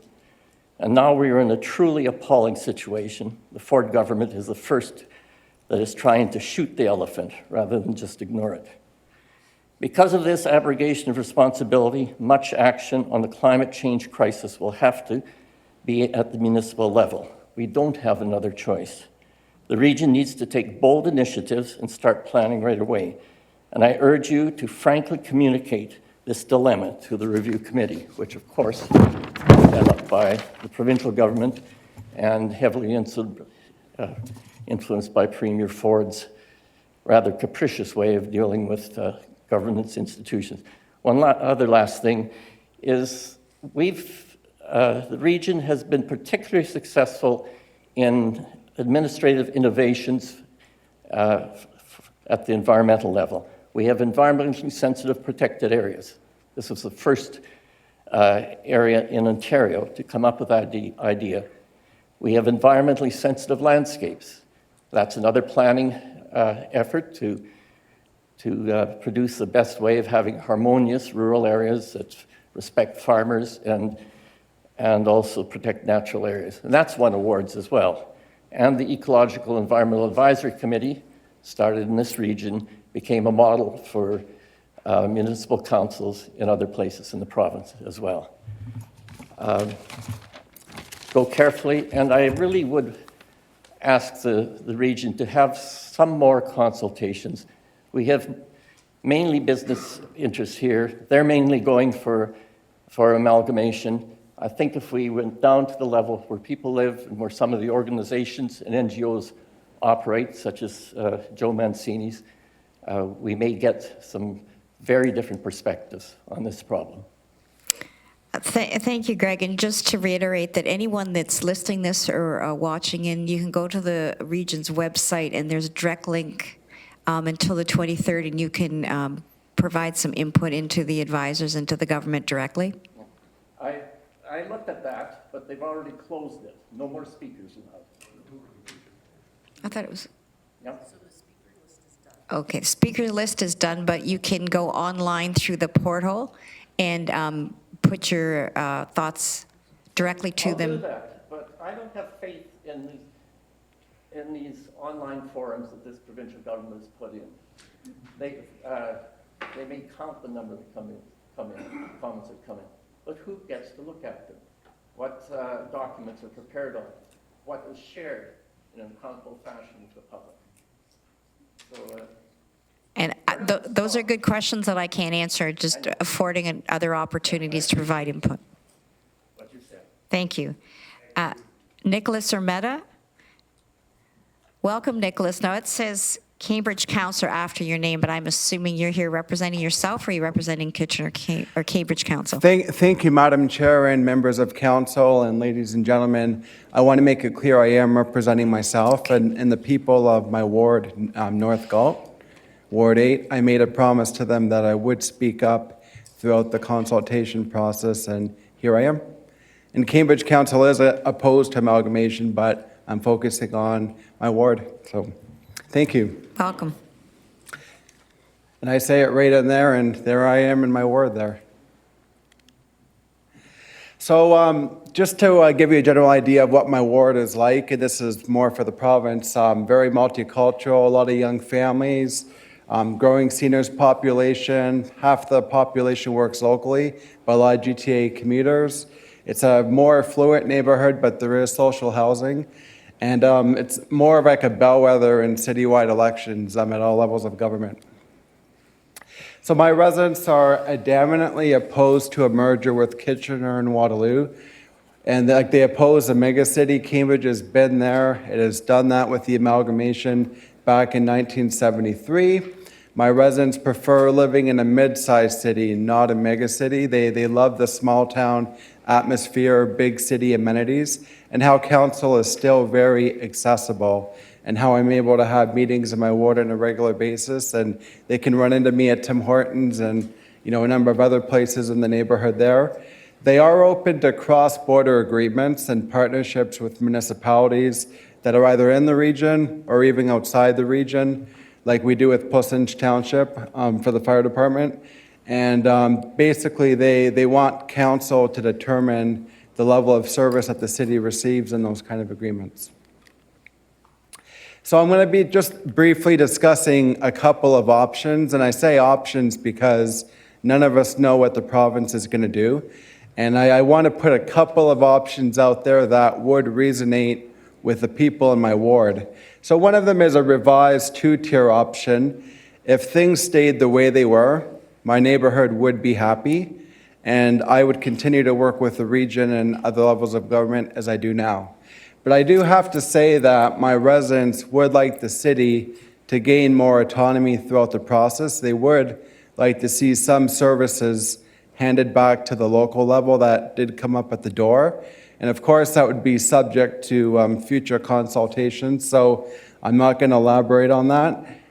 They did mention at the door that instead of 50% of the taxes going to the region and 34% to the city, they would like that to be reversed and adjust the services accordingly. And also, too, I want to make it very clear, too, that my residents do not want to see any more services transferred to the upper tier. They do not want a regional fire department, and even when it comes to sewers and our water, they want that to stay within the city. I know that the region still has a role through Mannheim, and that's fine, but they want the city to hold on to its sewers as well. So another option I'm going to mention is a service board option as well. That came up a few times. I did make that an issue throughout the campaign. And if that were to go in, there are different models, which I'm not going to get into too great of detail. But probably a simple one would be, or at least to explain, would be 7 single-tier municipalities with a limited power service board on top. The board would not be recognized as a municipality by the provincial government because its powers would be limited. And to explain it in easy terms, and of course these things are complex, which is why a longer review period would be required if we were to look at alternatives such as this. To make it like in simple terms to explain, each municipality would determine what kind of services they want. And then the board mandate would be to take a look at each of the services and to see where efficiencies could be found. They could report back to the local councils and say, do you want to participate in this form of collaboration or these kind of cost-sharing agreements? And it would be the council, like the local council, that would decide essentially what to do. And generally, the mayors of each of the municipalities would sit on the board, but as I said, there are different forms, and we could end up having councillors as well. That could still be an option. And the board would own a lot of the regional services, such as policing and transit, so that would all remain in ownership by the regional organization, but the decisions would be mainly carried out by the local councils. Also, if a particular municipality didn't want to take part in a service such as policing or something else, then they could look at other options such as the OPP if that were to make sense. So another option is a single-tier Cambridge. I know that also, we don't know what that would entail as far as costs, but my residents, though, because I did ask them about it several times, they do want to research it further. You know, they don't know the full implications, neither do I, so we're very careful to say whether or not it's a good idea at this point. But they do want to have a look at it. And the Haldeman-Norfolk regional government was split back in 2000 into 2 single-tier municipalities. So we would certainly want to look at that and how that went. And Cambridge would have to decide what services it wants. And I guess when it comes to regional services under that kind of agreement, we would have to look at contracting from an adjacent municipality, kind of like how Guelph does from Wellington County. So, you know, there could be cross-border agreements that would exist upon the approval of the individual council. My constituents are saying don't rule it out and review it further. They're also saying that if a megacity is forced upon us, then they want Cambridge to bite the bullet and become a standalone city. I have a list of standalone cities and the attachment there. I'm not going to read them all out for your benefit, but I've got the municipality, the population. There are a lot of single-tier cities that are the size of Cambridge or similar, like the city of Brantford, city of Guelph.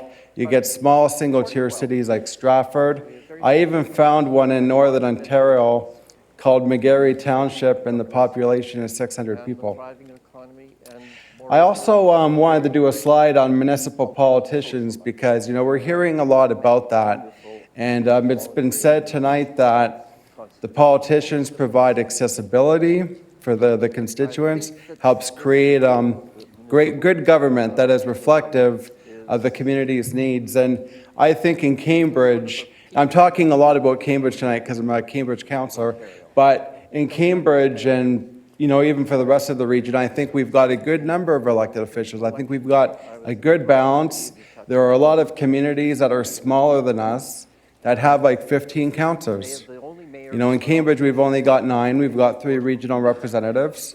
The city of Guelph, I believe, has 13. So I think we're doing quite well with what we've got. And if in the event, Nicholas, if we, sorry, I'm going to have to ask you to wrap up. I actually do have a question for you, and Yeah, that's you're fine. way over. So do you want to conclude? Yeah, Madam Chair, I will. I have a list of single-tier municipalities that basically are side by side, like in the same metropolitan area. I want to include that. I've got some examples of cross-border agreements that the province can review, and along with yourself. I've also got kind of a sample too of the number of service agreements between different municipalities and the kind of contracts, whether it's an MOU or mutual aid, etc. And you've heard all about the findings of amalgamation, that it's not as good as what it has said to be. Cambridge has a very good record, low debt, large surplus. We're one of the faster growing areas of the province. We've kept the number of employees in line, similar to 1990. And I'm going to end right there just to say that Ontario could use more of Cambridge, not less. And on behalf of my residents, we're opposed to amalgamation, and I want to make that clear. Thank you. Thank you. Nicholas, I actually do have a question. Councillor McGarry? Thank you. I just really wanted to provide clarification that Councillor Ermeta has not come before City Cambridge Council with this presentation. So it is Councillor Ermeta's. Thank you. Great. Thank you. Thank you, and I just wanted to make that clear. So thank you. Thank you, Nicholas. You're welcome. All right, thank you. The next delegation is Bill Barlow. What's your name, by the way? Yours?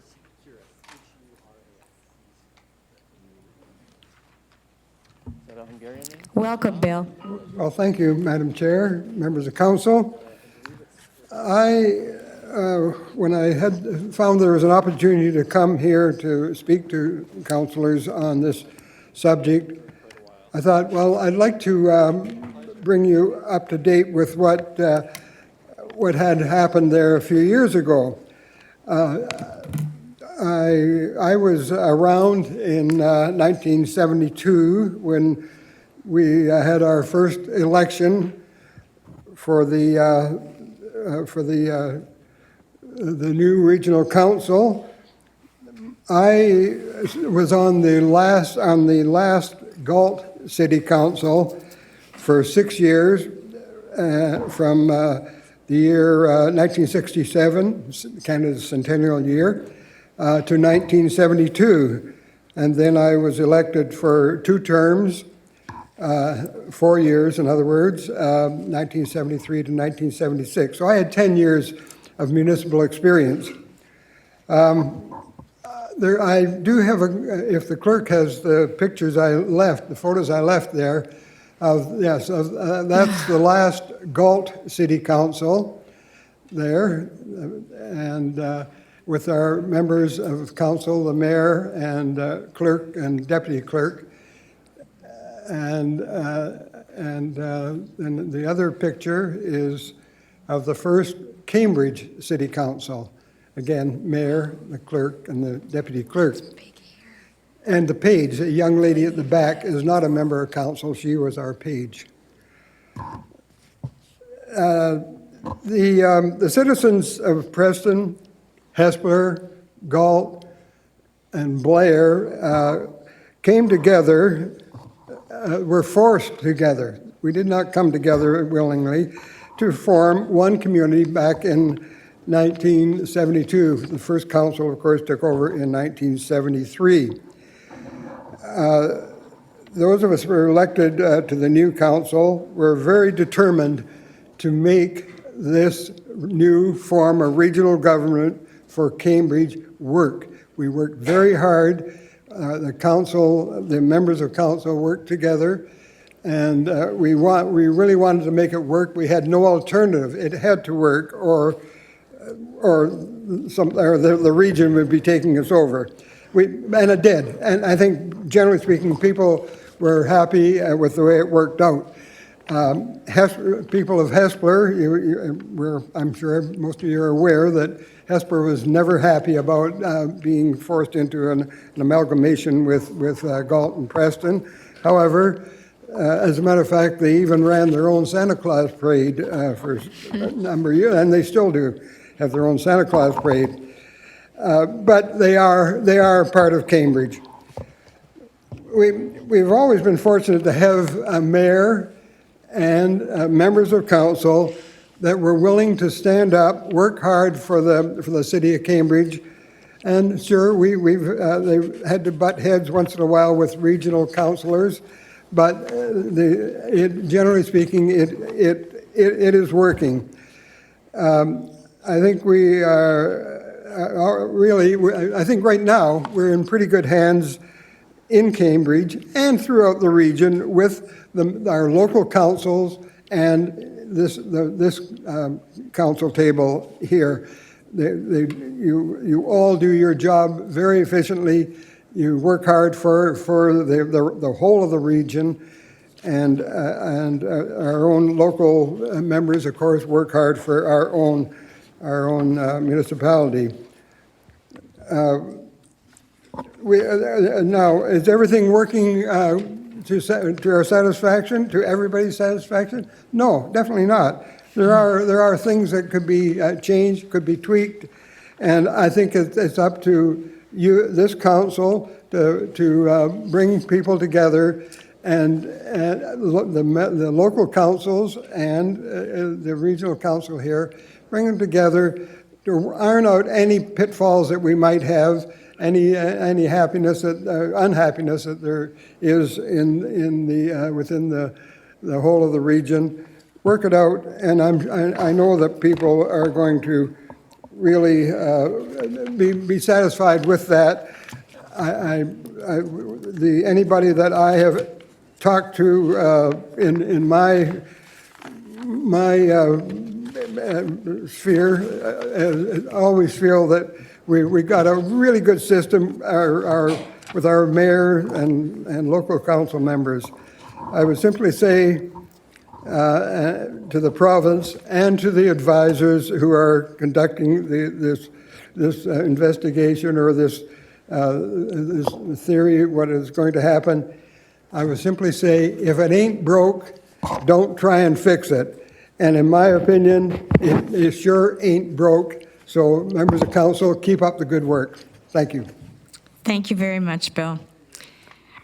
The following delegations did not register beforehand, so they will be getting 3 minutes each to give their comments, and these, like everybody else's, will be forwarded to Minister Clark as well as the advisors and the Premier. Cindy Watson.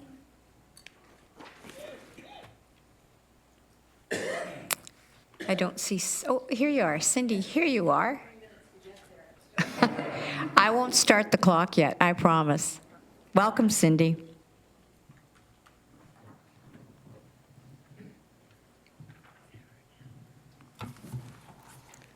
Thank you. I am here as a concerned citizen. I think I just broke the mic. But also with concerns from residents within our community. So just starting with amalgamation for Cambridge will mean a loss of local autonomy and decision-making, which is why I oppose it. We elect a mayor and council who live in our city with the expectation that they will make decisions based on Cambridge's own unique challenges and characteristics, as well as Waterloo and as well as Kitchener. Local politicians should have first-hand knowledge and experience about the places they govern, earned through living and working locally. Amalgamation will mean combined funding and a majority of councillors making decisions that will impact a city without actually having to live in that city and experience the impact of their decision. Kitchener and Waterloo are geographically compacted, and that makes it possible to share services and realize efficiencies. They're also connected by a shared downtown.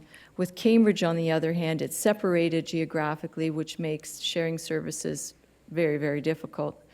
As a Waterloo Region District School Board, I still remember when Southwood was closed to build a school in Kitchener because of the funding formula at the time. And again, that still doesn't sit well with a lot of Cambridge residents. We know that this review has a strong emphasis on saving tax dollars and promoting efficiencies. And so Toronto, and what we've read, Toronto, for example, had 47 councillors for 62,000 people. And we're told that it was a savings to reduce it of $25 million in a 4-year term. Today, Toronto has 25 councillors for every 109,000 people. If the same ratios are used for Waterloo Region, it would mean 1 or 2 councillors for Cambridge, 2 or 3 councillors for Kitchener, 1 or 2 for Waterloo, and then, of course, representation and a mayor. And that's simply not enough for our region. I also read information from the Fraser Institute about amalgamation, which doesn't mean it'll have cost savings, and transition costs can be more expensive. So as a region, I believe we need to take control of the situation and do our own homework. So since we know that saving tax dollars is driving this review, I think it's important for each city to do their own math and as well look at the evaluating services.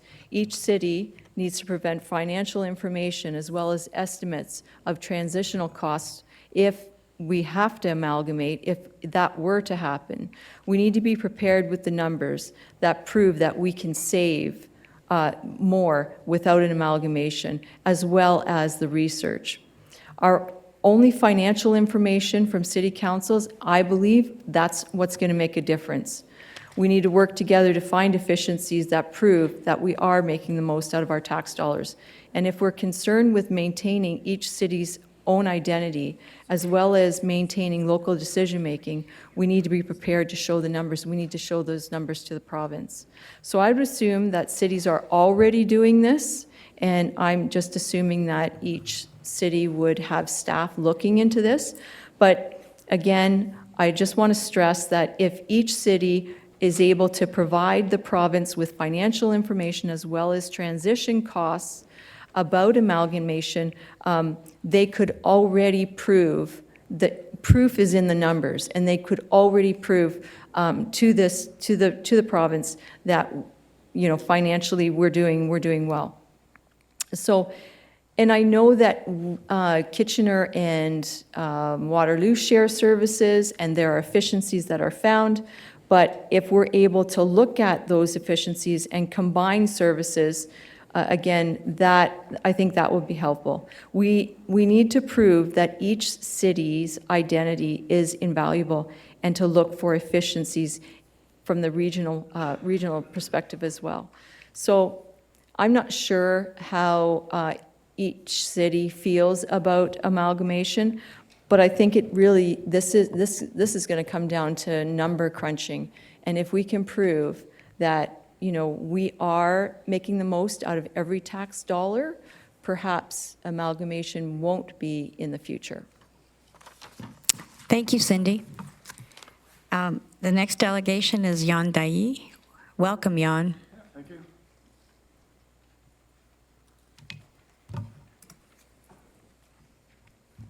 Just wait for my presentation to come up.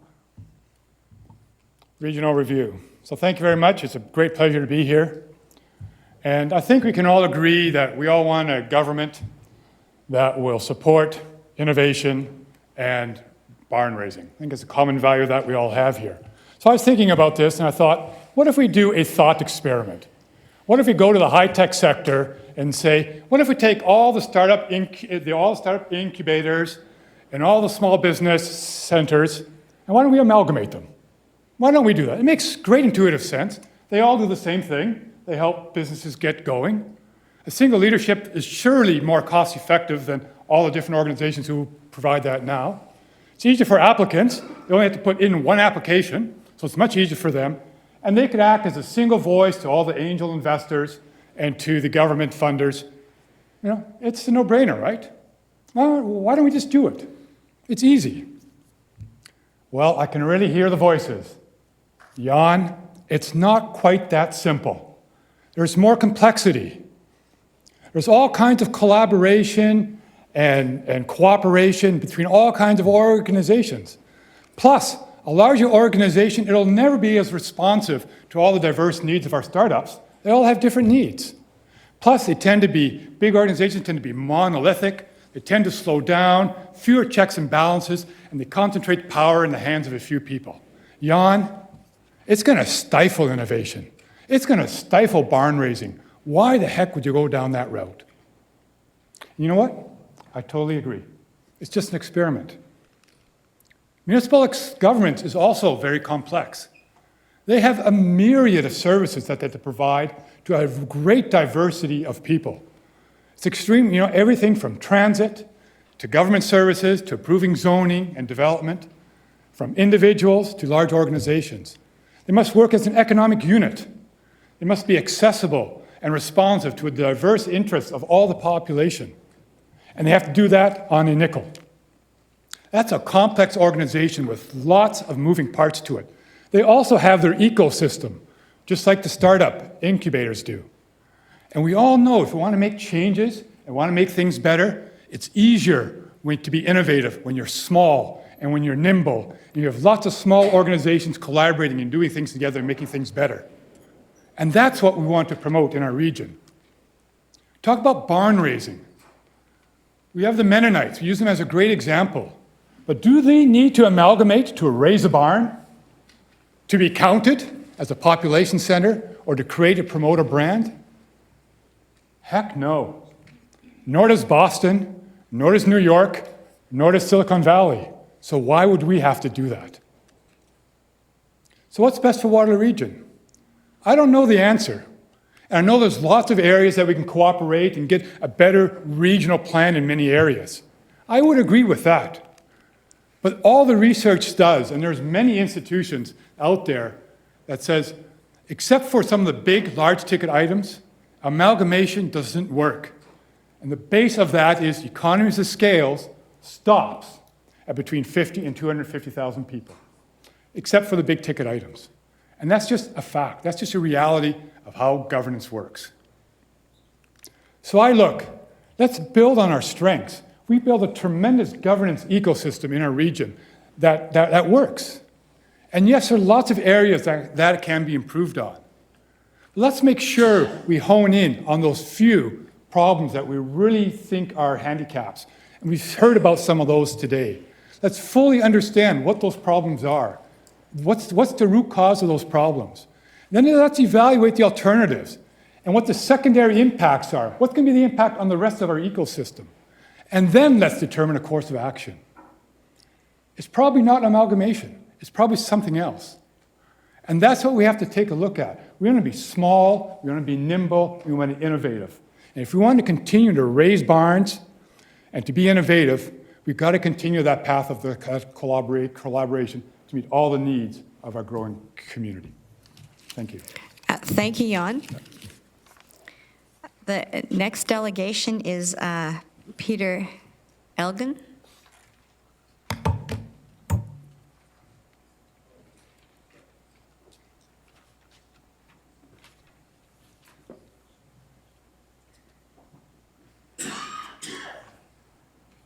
Welcome, Peter. You have 3 minutes. I'm a retired professor of sociology from Wilfrid Laurier University, but I'm not speaking in that capacity, but simply as a citizen. I want to raise the question, who is it that wants amalgamation? It seems to me that there's a one-word answer to that: business, particularly big business, or if you like, capitalism. Let's consider for a moment what a business is, what a corporation is, in political terms. It's a top-down organization. If we were blunt about it, we would say it's a totalitarian organization. Power inheres at the top, orders flow down, everybody else obeys. We have lots of business people in the audience and those who speak for them, from chambers of commerce, faculties of business. Why should we listen to anything that they have to say when it concerns democracy, which is the opposite of totalitarianism? If you look at the two topics that are in the review, service delivery and governance, and the subtopics that run under each of those headings, the concept of efficiency, as has been talked about here already, runs through. Whose concept is the idea of efficiency? It's the concept of business. How's that? Others have already pointed out that economies of scale have a limit. I'd just like to add to that, in terms of service delivery, that redundancy or duplication is not always a vice, but quite often a virtue, if it means that safe, reliable, effective service delivery, say in the speed at which ambulances reach their destination or fire services, operate. 1, 2, 3, 4. And as for governance, the origin of the word democracy is Owen Lackenbauer. ruled by the common people, the demos. It was specifically formulated against the concept of aristocracy, the rule of the nobles, or we might say in today's time, plutocracy, the rule of the rich, or corporatocracy, the rule of corporations, who are more or less around the world, and have led us to the point where we face the prospect of catastrophe on a global scale. The idea of amalgamation and efficiency flows from that same set of ideas and principles. It's leading us to the brink of catastrophe. It's entirely the wrong direction. Several, actually 5 different. We need to turn around recommended and listen to what people have to say at the most local level and organize our lives around that, and not in terms of what suits the totalitarians who run the global economy. And that was after Washington. Thank you, Peter. The problems they had there with their Next delegation is Richard Christy. Richard, welcome. with full control over it for health and safety. You have 3 minutes. Yes, Regional Chair, members of Council, I wish you all much wisdom and care as you make your decision. There was not one delegate tonight who didn't say the region of Waterloo and each of its municipalities are wonderful, livable cities. And that did not happen by happenstance. It happened because Cambridge, Waterloo, Kitchener, and each of the townships over the decades have created their own unique identity and personality. Today, we are being asked to change that. For what reason? Well, I'm here today as a former mayor of Kitchener, a member of Regional Council, a member of Kitchener Council, but more importantly, as a sociologist. One of the most difficult things in any organization, corporation, municipality, or society is to create community. What we have here is a community.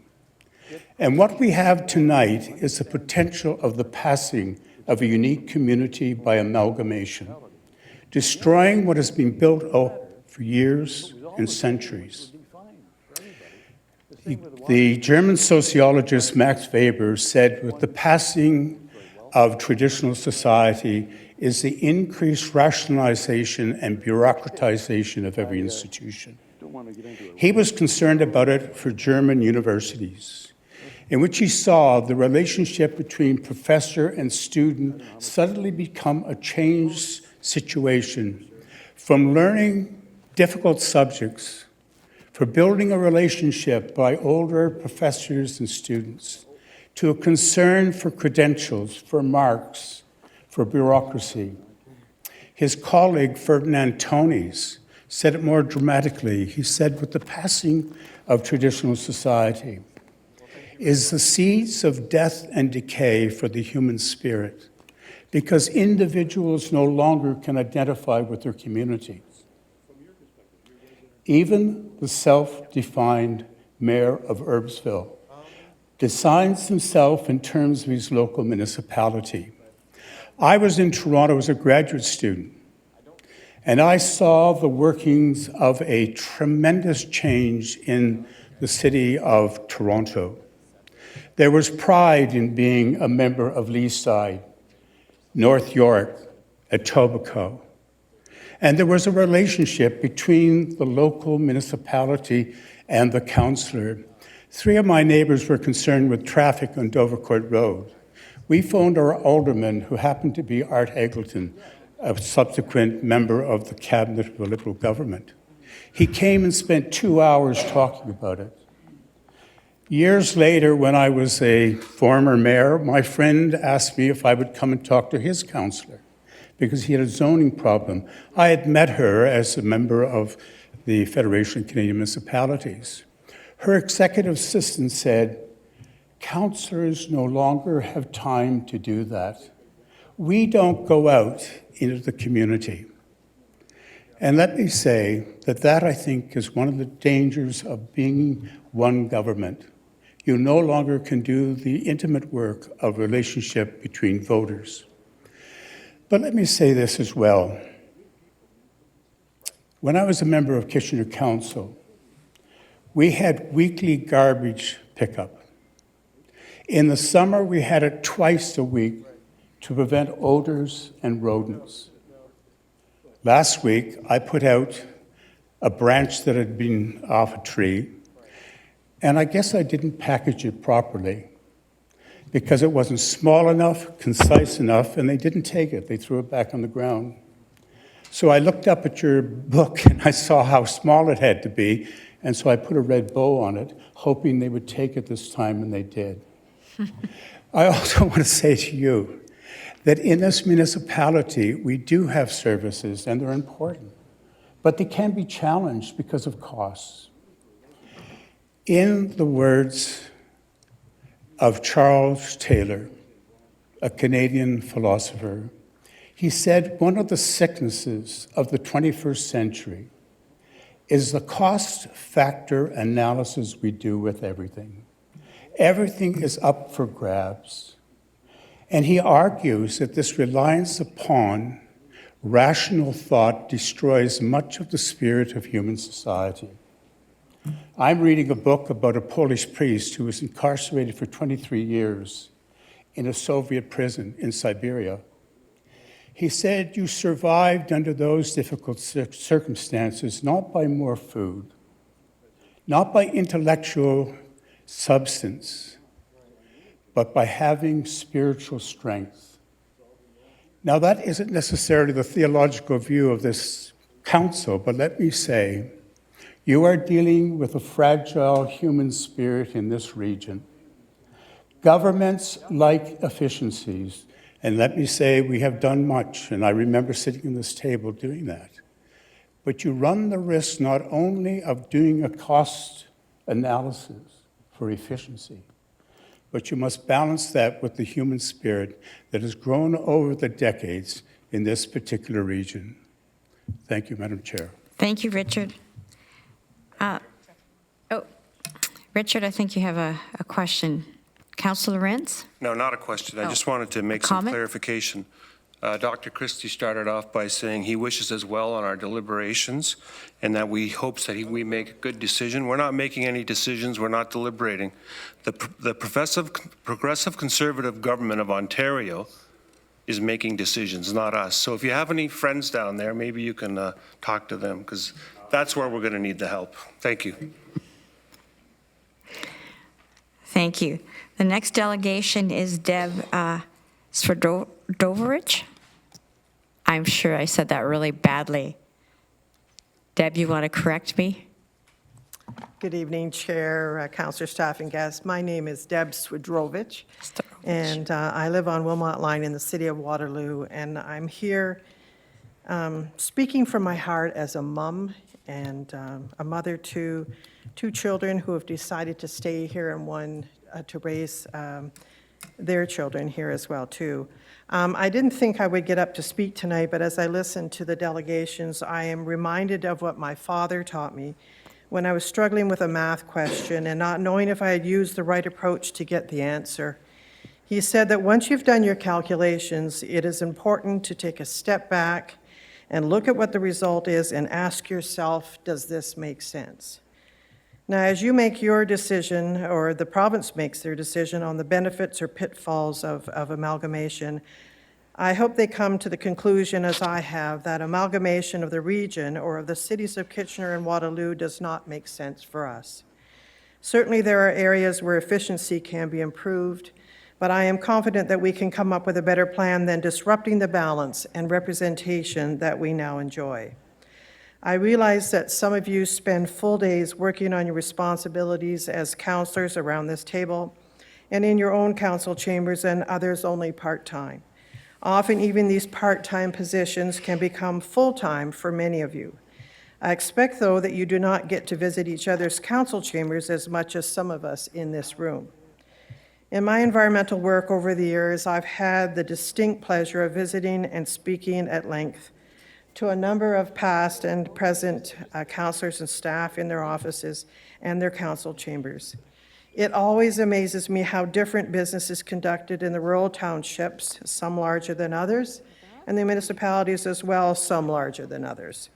It is these differences that I love and respect so much, and I worry that the diversity that we see across this region could be watered down and the level of representation reduced, resulting, in my opinion, a bland and colorless community. In our line of work, it is important that we have the ears of staff and council. It takes a considerable amount of effort to get the understanding that is necessary to create a course of action that is thoughtful and effective. Without the intimate knowledge by our local councillors and staff, there will be a loss of representation and understanding. Let's look at those areas that require some tweaking, but please do not disrupt the balance that the residents of the region presently enjoy. Our two-tier system has worked well for us, and as I travel to other areas across the province and Canada in my environmental work, I hear that we are the envy of many. Our residents feel they have a connection to their communities and to those who represent them. Each area has a distinct identity. If we're talking to the province, or if you're talking to the province, please ask them not to take that away. Step back and look at what we have. Does amalgamation make sense? I say no.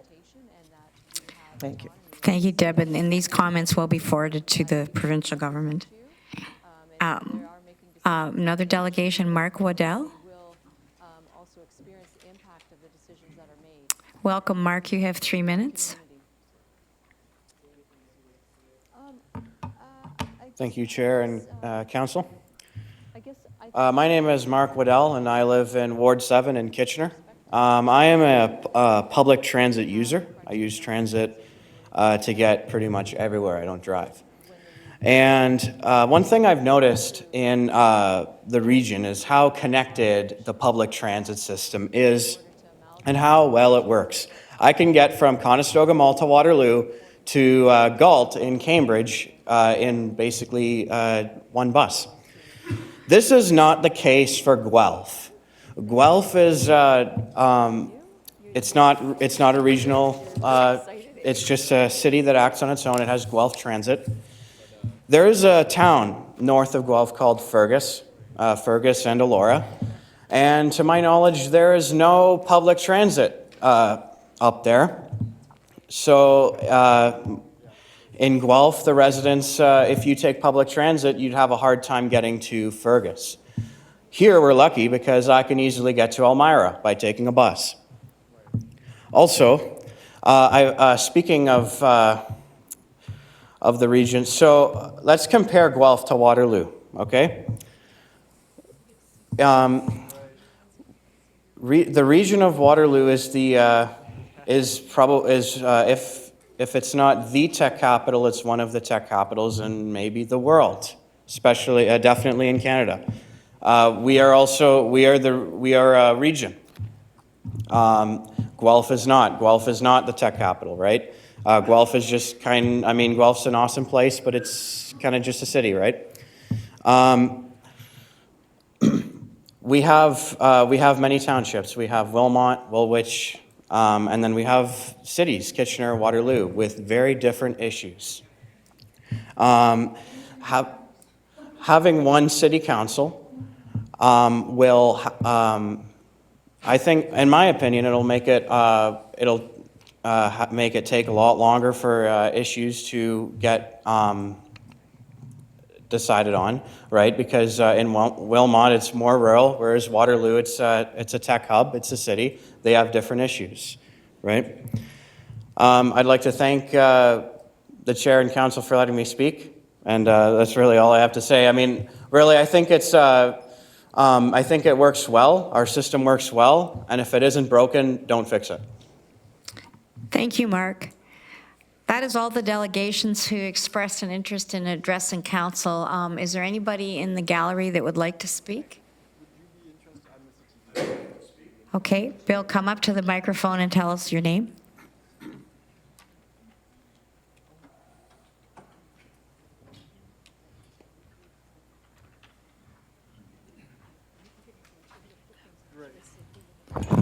My name is Bill Schneider, Drayton area farm boy, now living in North Dumfries Township. My message is very simple. We need to remember that the foundation, not only of Waterloo region, but of our entire society, is family-owned and closely held enterprises. Small businesses, consider the customers of North Waterloo Hydro, big farms, small manufacturers, and the most important of all is technical, high-tech services of every possible description. These small enterprises, there's a saying, the heart is where head office is. This is the heart of our community. Our community is not built on a lot of social services that competent societies don't need to deal with people that are in depression and so forth. The real heart of our society, the foundation of everything, is family-owned and closely held enterprises. We talk about the efficiency of large corporations. They're all falling apart. Westinghouse pretty much doesn't exist. General Electric is doing very badly. I hear that the management of Manulife is not exactly what it might be. They're having trouble. So when big companies like that start to wobble, they're subject to takeover. So Manulife could very easily get scooped up and vanish out of town in another year or two. So we depend totally on our family-owned and closely held enterprises. Don't forget that. And so as somebody said, everything important starts small. Armand Bombardier started building his snowmobile in a shed, and now it's a huge corporation. That's how things start. They start with family-owned and closely held enterprises. Families are families. Families bicker, just like councils bicker. If you never bicker, you never solve anything. If you have a monolithic council like Mel Lastman's first council, they just argue, they never get anywhere. How have they made out with their transit? They're way behind in transit, while this supposedly inefficient system here is well on its way. That's my message. Do not give up the foundation of everything, which is family-owned and closely held enterprises, small businesses of all sizes. And by creating a monolith, which they get more and more brainless as you go, that will be lost. And there are a lot of weaknesses in our society today that we don't realize that will make that happen very fast. Thank you. Thank you, Bill. I'm going to ask again, is there anyone else in the gallery that would like to speak to address council on this issue? I'll ask one last time. Anyone want to speak to address this issue? Well, I want to thank everyone for coming who provided a presentation. These will be forwarded to the government. And to reiterate Councillor Lorentz's comment. This is not a decision that is before council. There will be no decisions taken on this issue. These will be forwarded to the advisors and to the Minister of Municipal Affairs and the Premier. This is their process, not ours. Thank you again for coming, and have a good evening.